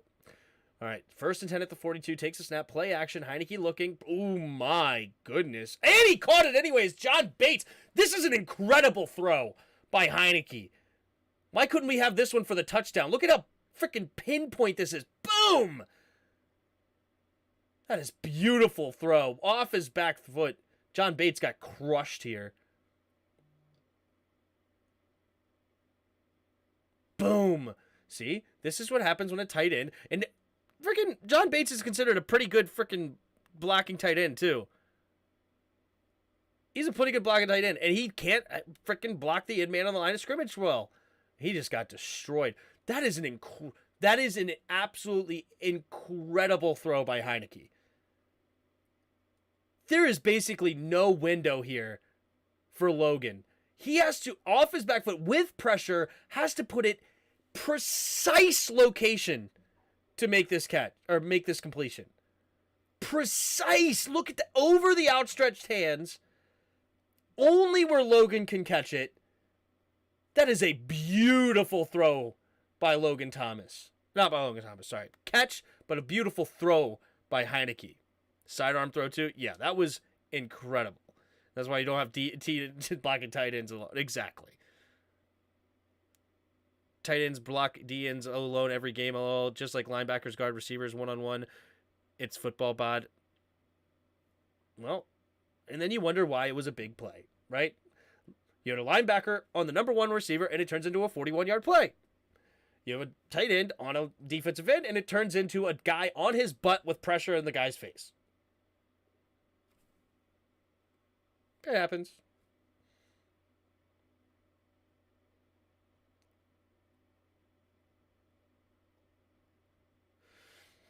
Run play up the middle. All right, Gibby in the game. What have we got? After that catch, it's 2nd and 2. 2nd and 2.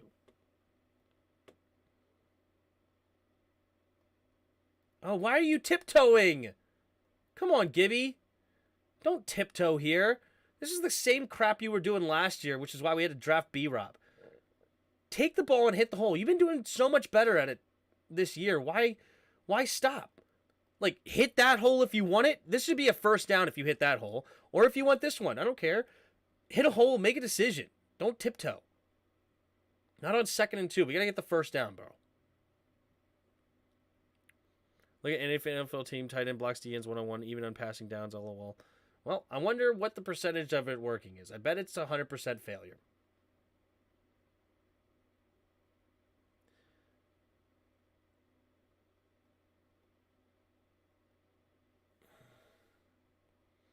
Play action.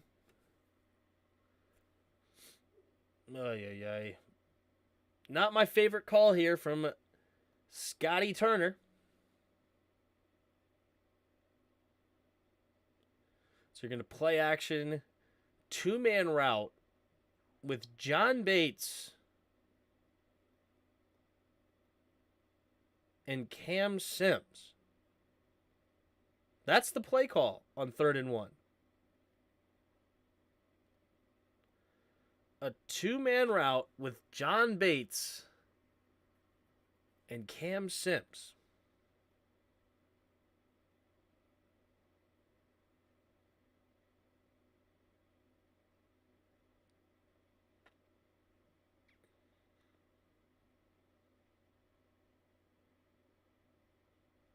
Not my favorite.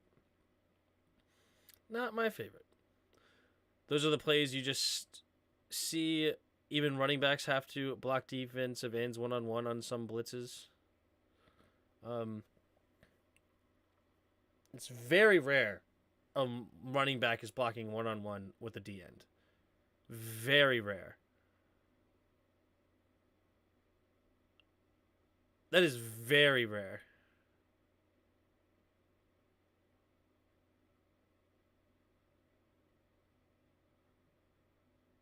Yeah, I would have to see the specific situation, but one-on-one, it's almost never the case.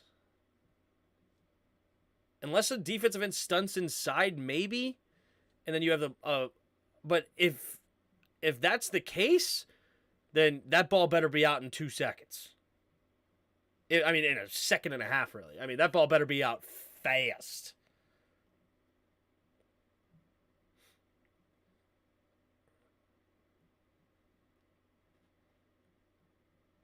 Hold on, but also Peter, it's in the situation, dude. I don't know if I'm going to be able to, but it's the situation, okay? It's all of it combined. You have in the red zone, you don't have a quick throw option in the play design, right? And you're putting your number one red zone target as a blocker one-on-one with the defensive end. Why is he not in the route running routes? That's what I'm saying. I get it's not a deal, but it happens. All right, well, I don't like it, okay? I don't like it. It's not a good play, especially in that particular situation. It's not a good play. I hate it. Even you said at best it was a 10% chance, and that's because you love Terry making contested catches. And I feel like we could do better than a 10% chance. That's just me. But here we go. Takes a snap, drops back, looking, throwing it underneath, caught. And beautiful swarm tackles there by Fuller and Bobby McCain. All over the running back on that one. Not letting a big play.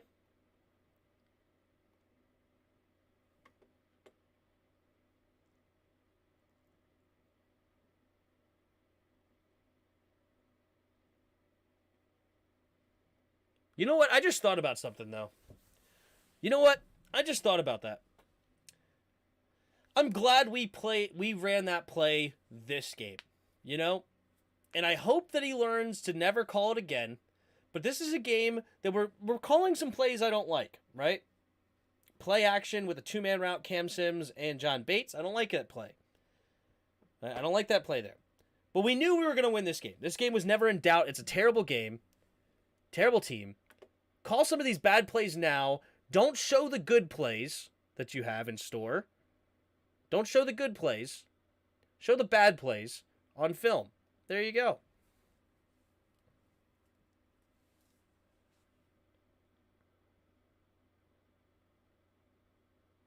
We're throwing the jabs.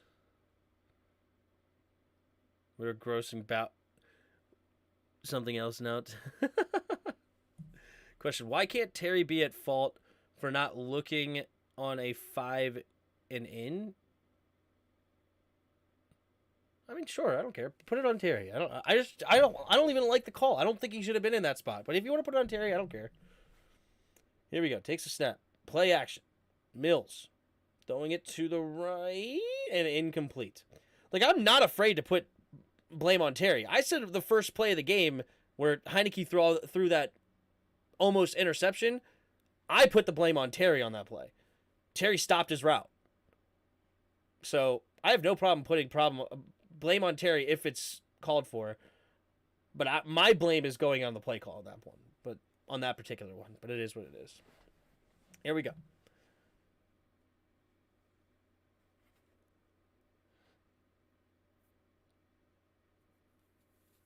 What was that? What in the world was that?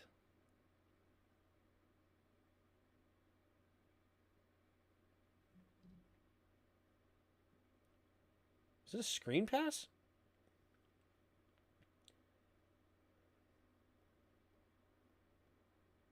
I don't know what that was. That was good defense. Good defense. Chalk it up to good defense.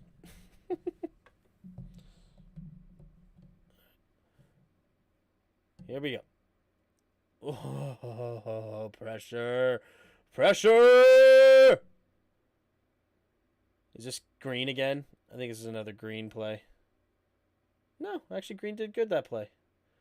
Montez Sweat beat the other guard. We stunt inside and Montez Sweat beats the guard. Yep. A little stunt on the outside with Payne. Montez Sweat just smacks the guard and goes upfield and gets the sack, baby. Let's do it. I actually like the play action to Bates. This is what he should be doing. He's just tangled in his feet, and Taylor was backpedaling.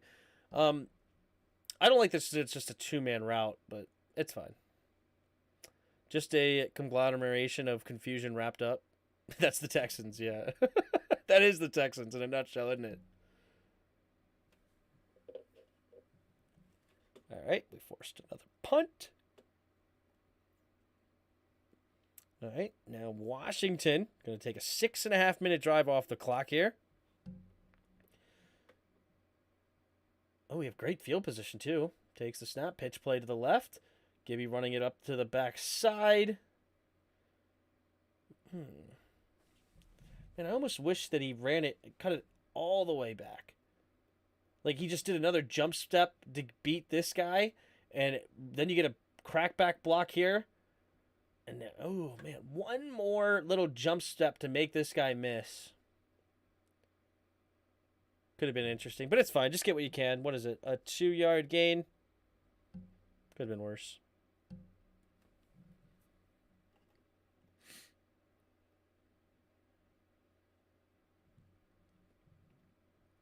Just one more jump cut back, and if you can get it all the way back, that could have been an interesting play.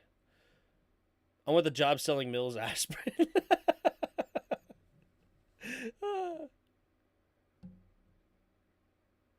Cut it up the middle here. Nice.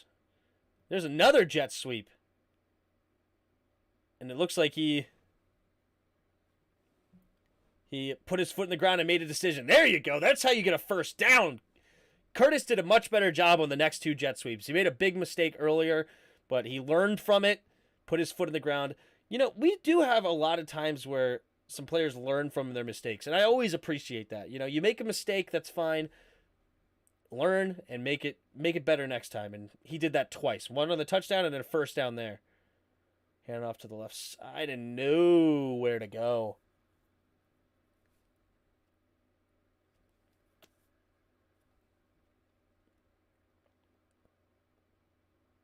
If he actually cut it up earlier, but he tries to hit the outside, but good turn up field, yeah.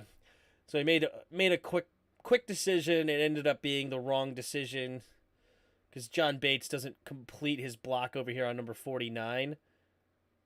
Yeah, let's go back to the wide screen because it looks like John Bates. I mean, is it just me or has John Bates has not been a very impressive blocker today? I mean, and overall, I actually think that John Bates is a bit overrated by Washington fans. He's got to make a better block than this. That's not very good at all. For a guy that people hype up as one of the best blocking tight ends in the game, he has been a very, very big struggle. Should have brought yourself a Jeff Wilson Jr. What?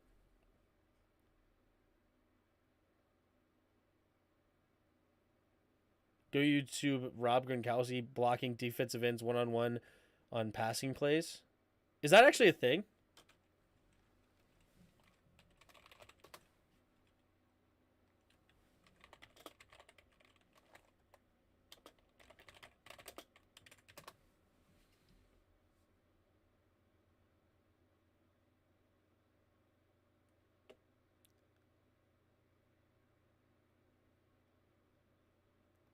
Devastating block.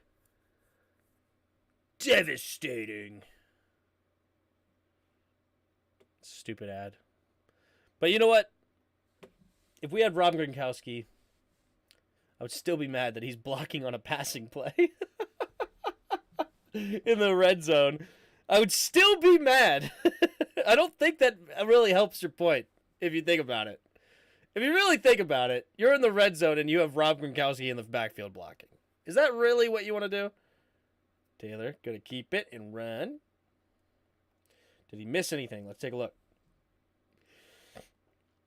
Drops back. Oh, no, Terry.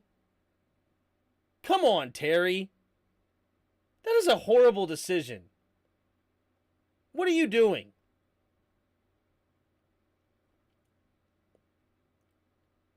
Terry being a little selfish here. Run your route. You got a slant, run it. Get out of the way. Clear this out. Because look, if you run this route properly and get the out of the way, this is going to be a big catch here for Gibby. But you come back up and you get in Gibby's throwing lane. Come on, Terry. Don't be selfish now. I love you, and I'm so happy you're on our team. I'm glad we paid you a big contract, and you're awesome. No hate overall, but come on. We got to run the play as it's designed, okay? This is a double slant. Get across this guy's feet, run your slant, and get your boy open, man. Get your boy open. Don't do that. There's no sense in that. You're now just affecting Gibby from getting open. Bad play on Terry, man. Bad play on Terry. Tim, you need to get out of the DMV. Trust me when I say no one in the national media is talking up John Bates' blocking, catching skills. Oh, overrated by Washington fans. Yeah, sorry if I didn't make that clear. Again, it's not what I want to do. My point is that it's part of football. That's fine. Okay, it's cool. As I said, let's just agree to disagree. Takes a snap. Heineke. But yeah, that one's on Terry right there, man. Terry, you got to be better than that, Terry. All right, empty backfield set. Takes a snap. Quick throw over to the right side. It's going to be caught by Gibby. Gibby screen. Almost getting there, man. Almost getting there. It's going to be a screen. Third and 10. So now it's 4th and 1. And we're going to go for it, baby. Get it, baby. Get it.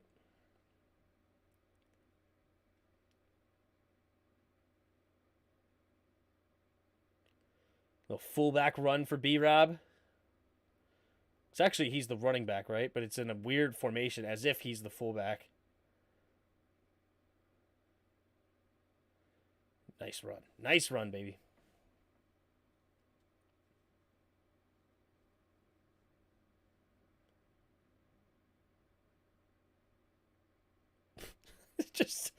There's just a crap show pile in the middle of that.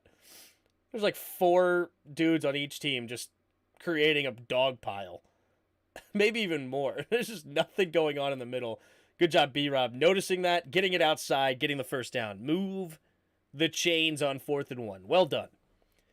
The receiver's the right. Heineke in the shotgun. Puts a man in motion. Delayed handoff. Gibby potentially showing a little bit too much patience. Best blocking of the day. Oh, Norwell. Oh, or Larson. Larson getting to the second level. Let's go. And then you whiff your block. I swear. It's like every time I pause the video to give these guys credit. All the time I hit play and I'm disappointed right after. It's like, oh, these guys are so bad. Oh, these guys are so bad. It's like clockwork. Oh my goodness. Look, he gets to the second level. He's got his eyes on 48 Harris. He's tiptoeing to him. He's like sliding over there. He's like, oh, I got this block. No, you don't. No, you don't. Jeez. They can't kill the boss the first time. Oh, you can't kill the boss the first time when you make it to the second level for the first time, right? Baby steps. Yep, baby steps. Here we go. Oh, high snap. But yeah, he should have caught this. Oh, yeah, so I remember calling this live, and people in the chat was like, yo, that was on Heineke. That was on Heineke. And I was like, I mean, it was definitely high. But yeah, I actually do agree. It looks like it is on Heineke. He should have been able to catch that. Oh, yeah, definitely should have been able to catch that. What are you doing? You alligator arm that. It was a little high, but not that high. Yeah, that was a big mistake by Heineke on that one for sure.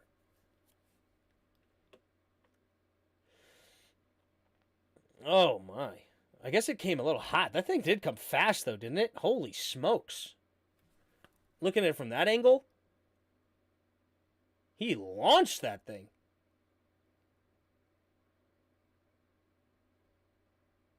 Golly, that came fast. Is it just me, or that thing came fast, didn't it? Like, let's take a look at this one. This is the play before. I mean, he slings that thing pretty fast. But when you throw it high and fast when it's not expected, it's tough. But at least in his play, Larson hits his man true. Yeah, he does. He hits him almost right into the football, doesn't he? Yeah, he does. He hits a man. That's true. It's a little bit high and quick, but Heineke still needs to make that for sure. Takes a snap. Delayed handoff. Gibby bouncing it to the left and no good. Was that the left hand? What? The left hand up. Who are we? The Commanders.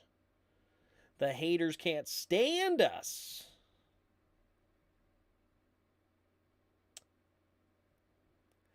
Yep, a bad snap stalls that drive. That's unfortunate.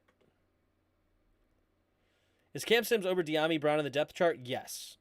Someone give me an extra 5 inches. I can make those blocks too. Perfect. 69 is the perfect number for Larson.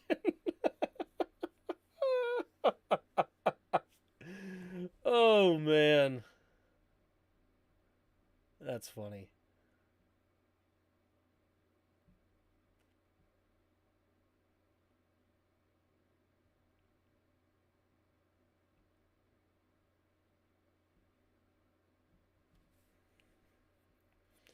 Yes or no, they back up different people on the depth chart, but De'Ami doesn't see the field much.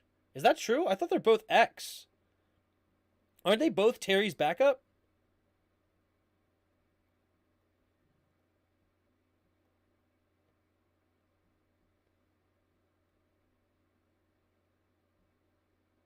Okay, I see what you're saying. So they technically De'Ami is behind Curtis. But yeah, I'm pretty sure.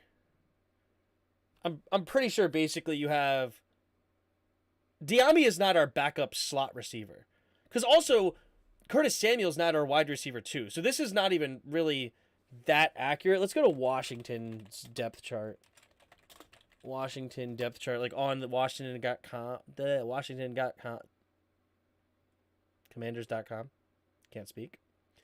So De'Ami Brown is the backup to. Okay, yeah, there you go. So if you look at this, this is a bit more accurate because yeah, you got Curtis Samuel and Dax Milne as the backup for the slot receiver. You have Jahan as your wide receiver 2 with the backup of Cam Sims, and then you have the backup of Terry McLaurin and De'Ami Brown. So okay, they do have Cam Sims listed, but if you do have if you have somebody getting subbed in, Cam Sims is the one that's subbing in. But I feel like Cam Sims is more of the X receiver that Terry is, more than a Z receiver. But I could be wrong.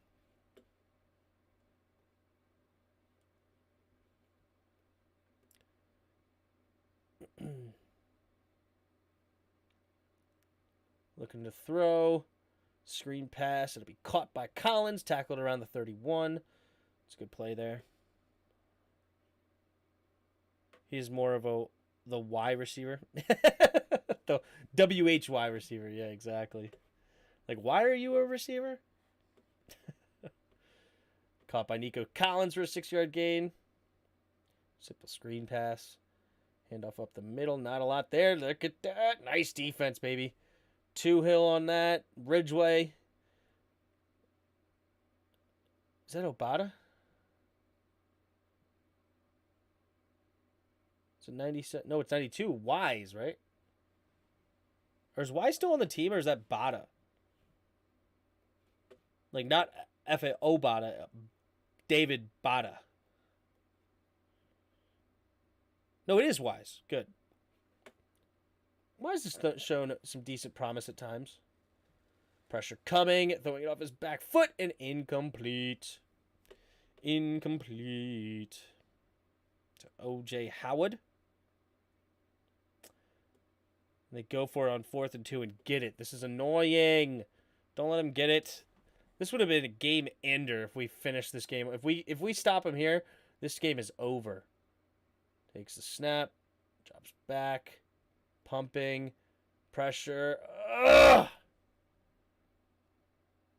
The drag route, man. Drag route man-to-man defense is tough. Very tough on man-to-man here.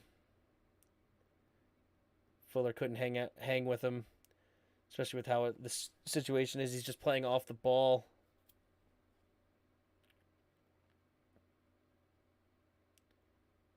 Especially with him running on the outside here. This is actually a really, really nice route by Cooks. Now, it does take a little bit longer to develop, so the line has to hold up a little bit longer. But because he actually holds him outside here, and he does not immediately attack, this makes this drag route so much stronger. That slight movement to the outside, and then he goes across, and it's almost impossible for Kendall Fuller to actually stick with him, considering that Cooks is just so much faster. That is a very nuanced little route there, and well done. Pressure coming as well. Wide receiver, as in, why are we throwing him the ball? Yeah. Pressure almost got there. Pressure's coming right there, but he does a great job. So it's more of an in route than a drag route because he faked it upfield. So it's like he went upfield and came in. So little in route there. Worked well. Takes a snap, play action. Steps up, pressure, throwing it over the right side. Kendall Fuller doing the right thing, reading where he wants to go with the football. So he's covering the dude. But if he just stood where he was, probably was a pick. Why? Because why? What are you, hitting an Xbox controller button or what? It's like you're... Pressure was getting there a little bit too. Defensive line was definitely putting in work today. Definitely putting in work. So now this is an interception here. Tipped up and caught. Great coverage with Benjamin St. Juice on Brandon Cooks. Right there with him. Getting a hand, batting it up. Beautiful interception by Derek Forrest. And that is an interception and Washington football. Beautifully done. Pressure coming a little bit from Jamin Davis as well. Hand fighting, but both players looking for the football. That's the nuance here. That's the nuance of why it's not a pass interference, right? They're looking for the football. Both players are attacking or like trying to jockey for position on the football, and that is why it's not pass interference. All right, here we go. Brian Robinson in the game. Takes the snap, hand off to him on the counter. Woo! Nice run. That is beautiful. Let's look at that from the end zone view. Takes the snap, counter to the right side. Beautiful, good blocking here. Overcommit there by, 50. Actually, 50 didn't even need to be blocked. Oh, I love it. When we don't have to block a this is what we're talking about. Houston's defense is terrible. We should have ran for 5.5, 6 yards of carry on this team for 220 yards. Like, if we had any competence at offensive line, these guys are so bad. Because look at this. 50 takes himself out of the play. We don't even have to block him. Right there. I guess actually we did block him. Never mind. I take it back. I saw it at the end that he wasn't blocked, but he actually was blocked pretty good. Never mind. I take it back.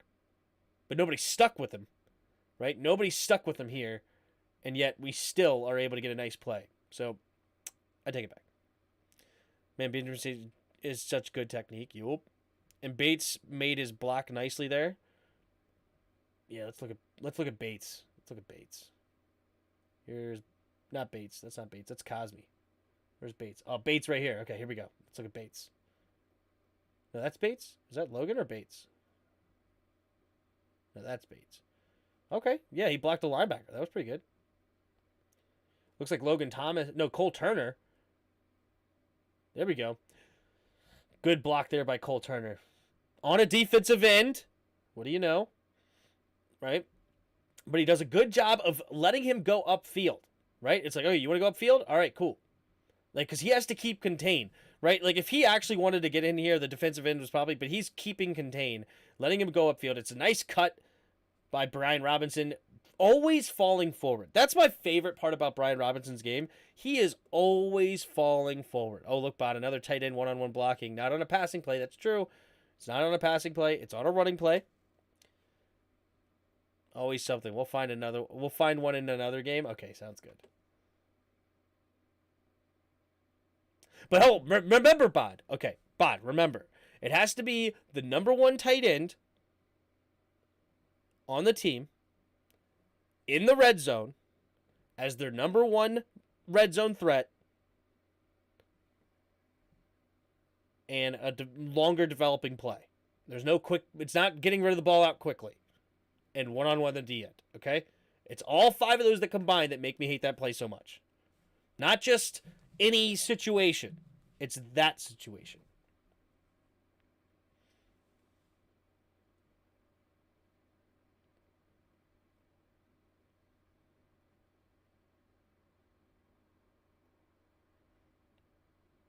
That's not what we were saying. It's 100% of what we were saying. Or at least what I was saying. I hated the play because of the whole situation. Bod thinks it never happens at all. All right, Bod, clear that up. Do you think it never happens at all? So we can make sure we're all on the same page.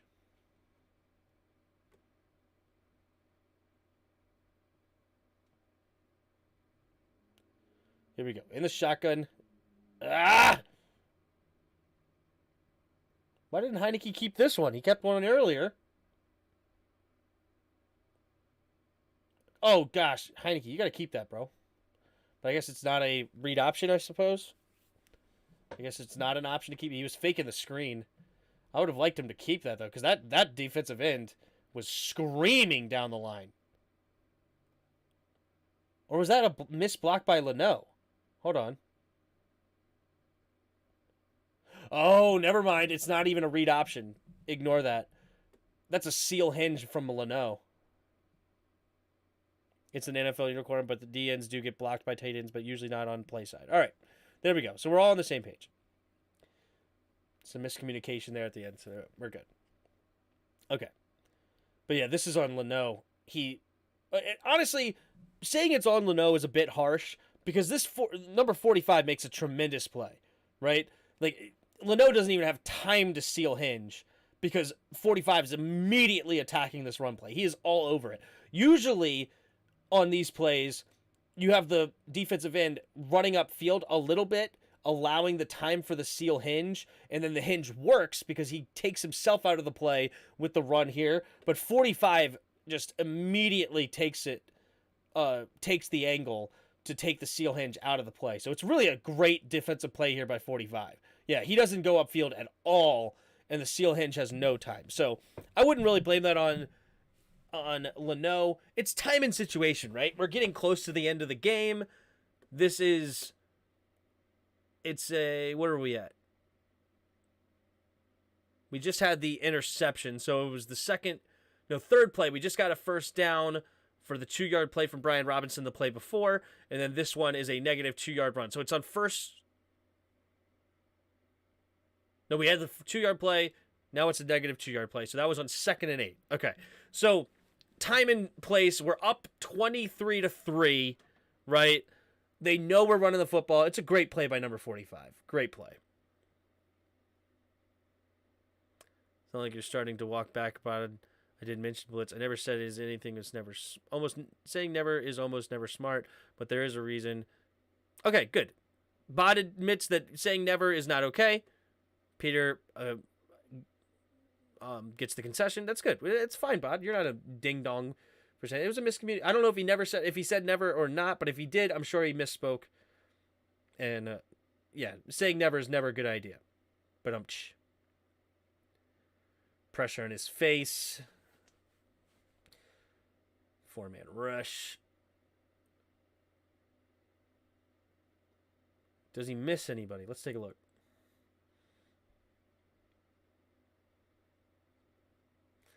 No. Yeah, he's going to try to get this late, but he's got to get to the first down marker. So I don't really hate him for... The one thing I would have liked to see him do is get him out to the flat. This is what I would have liked him to get to this read earlier. Realize... Or throw it here earlier. One of the two. But if you don't like Bates, I would like him to just come back immediately to his check down, knowing it's there. But he doesn't do that. That's what I really would have preferred. Got to get to your check down quicker there if you're Heineke.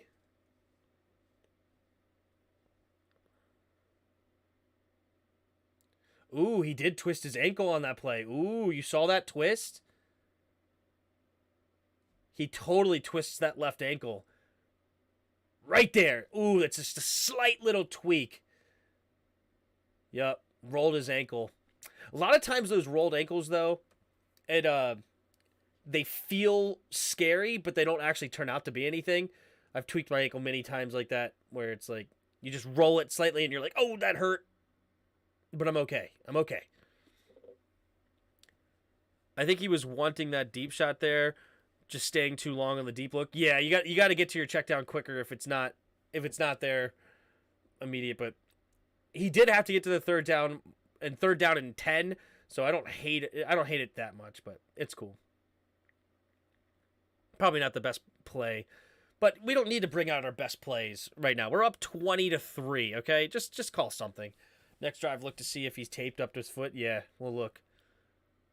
We only have the end of the game drive after this. So this is going to end up being a touchdown here. 11 plays, 4:20 to go. And I really hate this drive. It's almost not worth looking at because we completely start playing off the ball and just give them everything underneath. And like we're not really playing our defense anymore. Oh, that was a beautiful throw, though. Should have been caught there by Cooks. Should have been caught. No, he's just limping from carrying those... Yeah, this is soft D, exactly. Marshmallow D time. This is not really fair to our defense here. Because they're clearly told, like, don't give a crap right now. That's still a nice play there by James Smith-Williams. And I think they do get a 4th and 4. Our defense came to play today. Our defense came to play this day. They were tremendous. There's very few plays that I really did not like, but it really was like the one play I didn't like is when Bostic obviously ends up one-on-one with Brandon Cooks, but I think that was more of a zone man concept rather than a just straight up man-to-man. And sometimes they call the right play at the right time, and you end up with Brandon Cooks running across John Bostic's face. And every once in a while that happens, but that was pretty much the only big play of the day for them, right? I mean, yeah, it's just...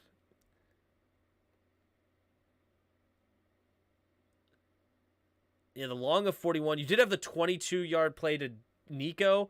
Does that happen on this play, though? Or on this drive?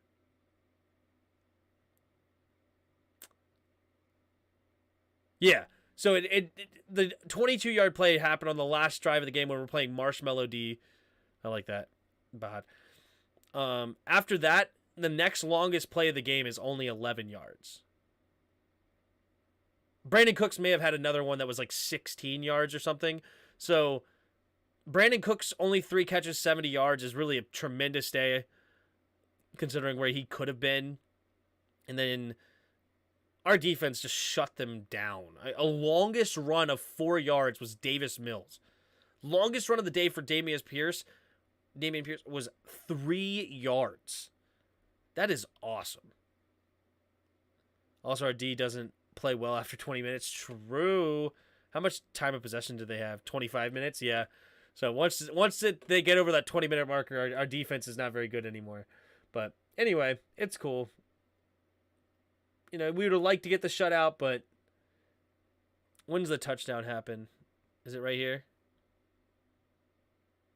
Pumping. Oh, yeah. And Davis Mills gets the touchdown. Deron Payne on the... So, yeah, no Jonathan Allen on this play. Montez Sweat gets some pressure. Yeah. It's cool. Davis Mills got the run in. And Chase, man, when we get Holcomb back, it's on. And Chase, it's pretty cool. But at the same time, this offense is just terrible. But what we did do is a great job against the run. This run game is pretty good for Houston, and we shut it down. But yeah, basically the last thing I want to see is if his ankle's taped. You can't tell. It's all white down there. I think he's okay. I don't think he's got anything. I don't think he has extra tape. It doesn't look like it. But handoff up the middle. Nice running by B-Rob. Looked like good blocking as well. By Trey or Norwell or Jansen. Yeah. I'm more excited about West coming back. There you go. That's a nice little... Look at that cut in the hole. Man, that showed some quickness there. Right? Here. Look at that. That looked really quick. B-Rob has a little bit more wiggle than people give him credit for. The offense is still struggling in the red zone. Yeah, but I feel as though, I don't know. It's hard to give Scott Turner the benefit of the doubt sometimes, though. I was going to say, like, he's probably not bringing out his best plays considering how far ahead we were and the game was never really in doubt. But when the game did get within 2 scores, we ended it with a 4-minute drive. Like, this game, people are not happy with this game, but that's okay. That one play was horrible, though, as I already said. Look at this. Hard running by Antonio Gibson.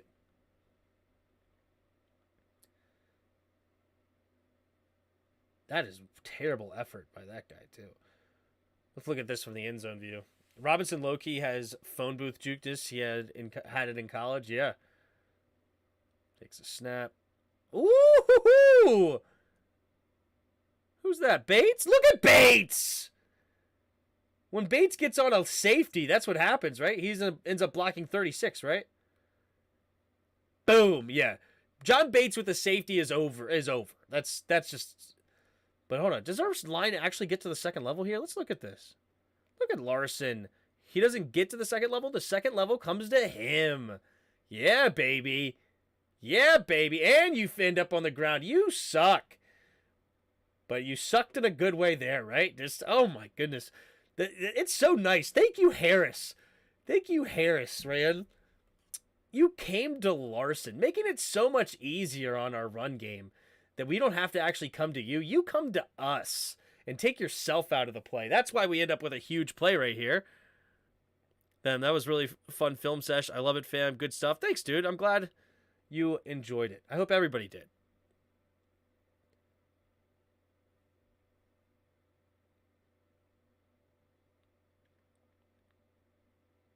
And then right in this next play, I believe, is when Antonio Gibson could have scored the touchdown. Larson has to be the worst player on the team. Somebody else tell me who they think the worst player is outside of Norwell. Larson. Larson's got to be the worst. Larson's bad, but Norwell's worse. Or not Norwell, sorry. Larson's worse. Actually, would he even got there? I remember watching this. I thought he could have ran into the end zone. Would he even have gotten into the end zone? Yeah, probably. Should have dove for the first down instead of sliding. Trey, Norwell is my boy. I don't know. Larson might take the cake. He is bad. Trey's bad too, though. Trey's really bad. But Larson might be the worst. Good defense by them.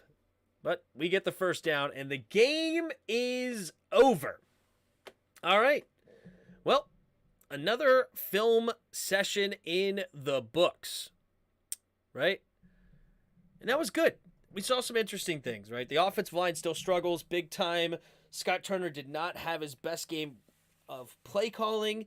Heineke definitely missed a couple of things. The almost interception, I put more on Taylor Heineke rather than on him.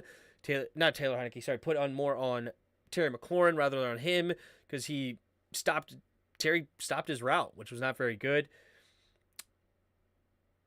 John Bostic, that was a zone man concept. I'm not going to hate too much on Jack Del Rio. It was a zone man, and unfortunately they called the correct play.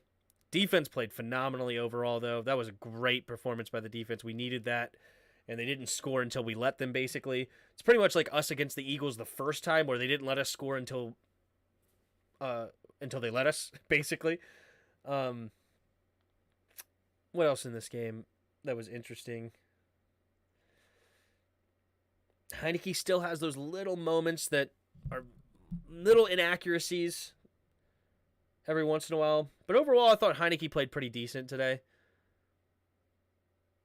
You know, I don't really have that much of a problem with Heineke. There's a couple of throws here or there, but he did his job. He didn't throw a pick today, right? And the one that could have been an interception, I already put on Terry McLaurin, so Benjamin St. Juste is the truth. BSJ is really, really good. I like him. I'm glad we ended up with him. I don't want to try to play football. It's just really cute for some reason. Fair enough. All right. Well, awesome. So, we will not be doing skins in the game tomorrow at all because I have to take my wife to the train station. Her and her little brother are going out of town for a wedding that luckily I don't have to go to. Yay. But I have to take her to the train station at 6:30, so there's no way I can get to my dad in time for the show at 7. So no skins in the game this week or next week, actually, because my dad is having company over down in Florida next week, so he will not be. But I may be going on Protex channel not tomorrow, but next Wednesday. So look out for that. I believe that's the case. No, I'm a week off. Sorry. Next week we'll have skins in the game November 30th. It's December 7th. We will not have skins in the game. So November 30th, there will be a skins in the game. Then we have... I'm still up in the air if I'm going to bring my computer or not. As I said, it's most likely I'm not bringing my computer to my aunt's house to record much. I may be able to record some things with my phone. Maybe I'll even try that. Maybe we'll try to figure something like that out. I'm not sure. Up in the air. But yeah, so there's that. Appreciate it. I hope you guys had fun. Hope you guys had a good time. Hope you guys maybe learned something. Who knows? I know I learned a couple of things, which was fun. Zach Wilson says, every time we win, I should get all the credit. Every time we lose, I'm not. That fair enough.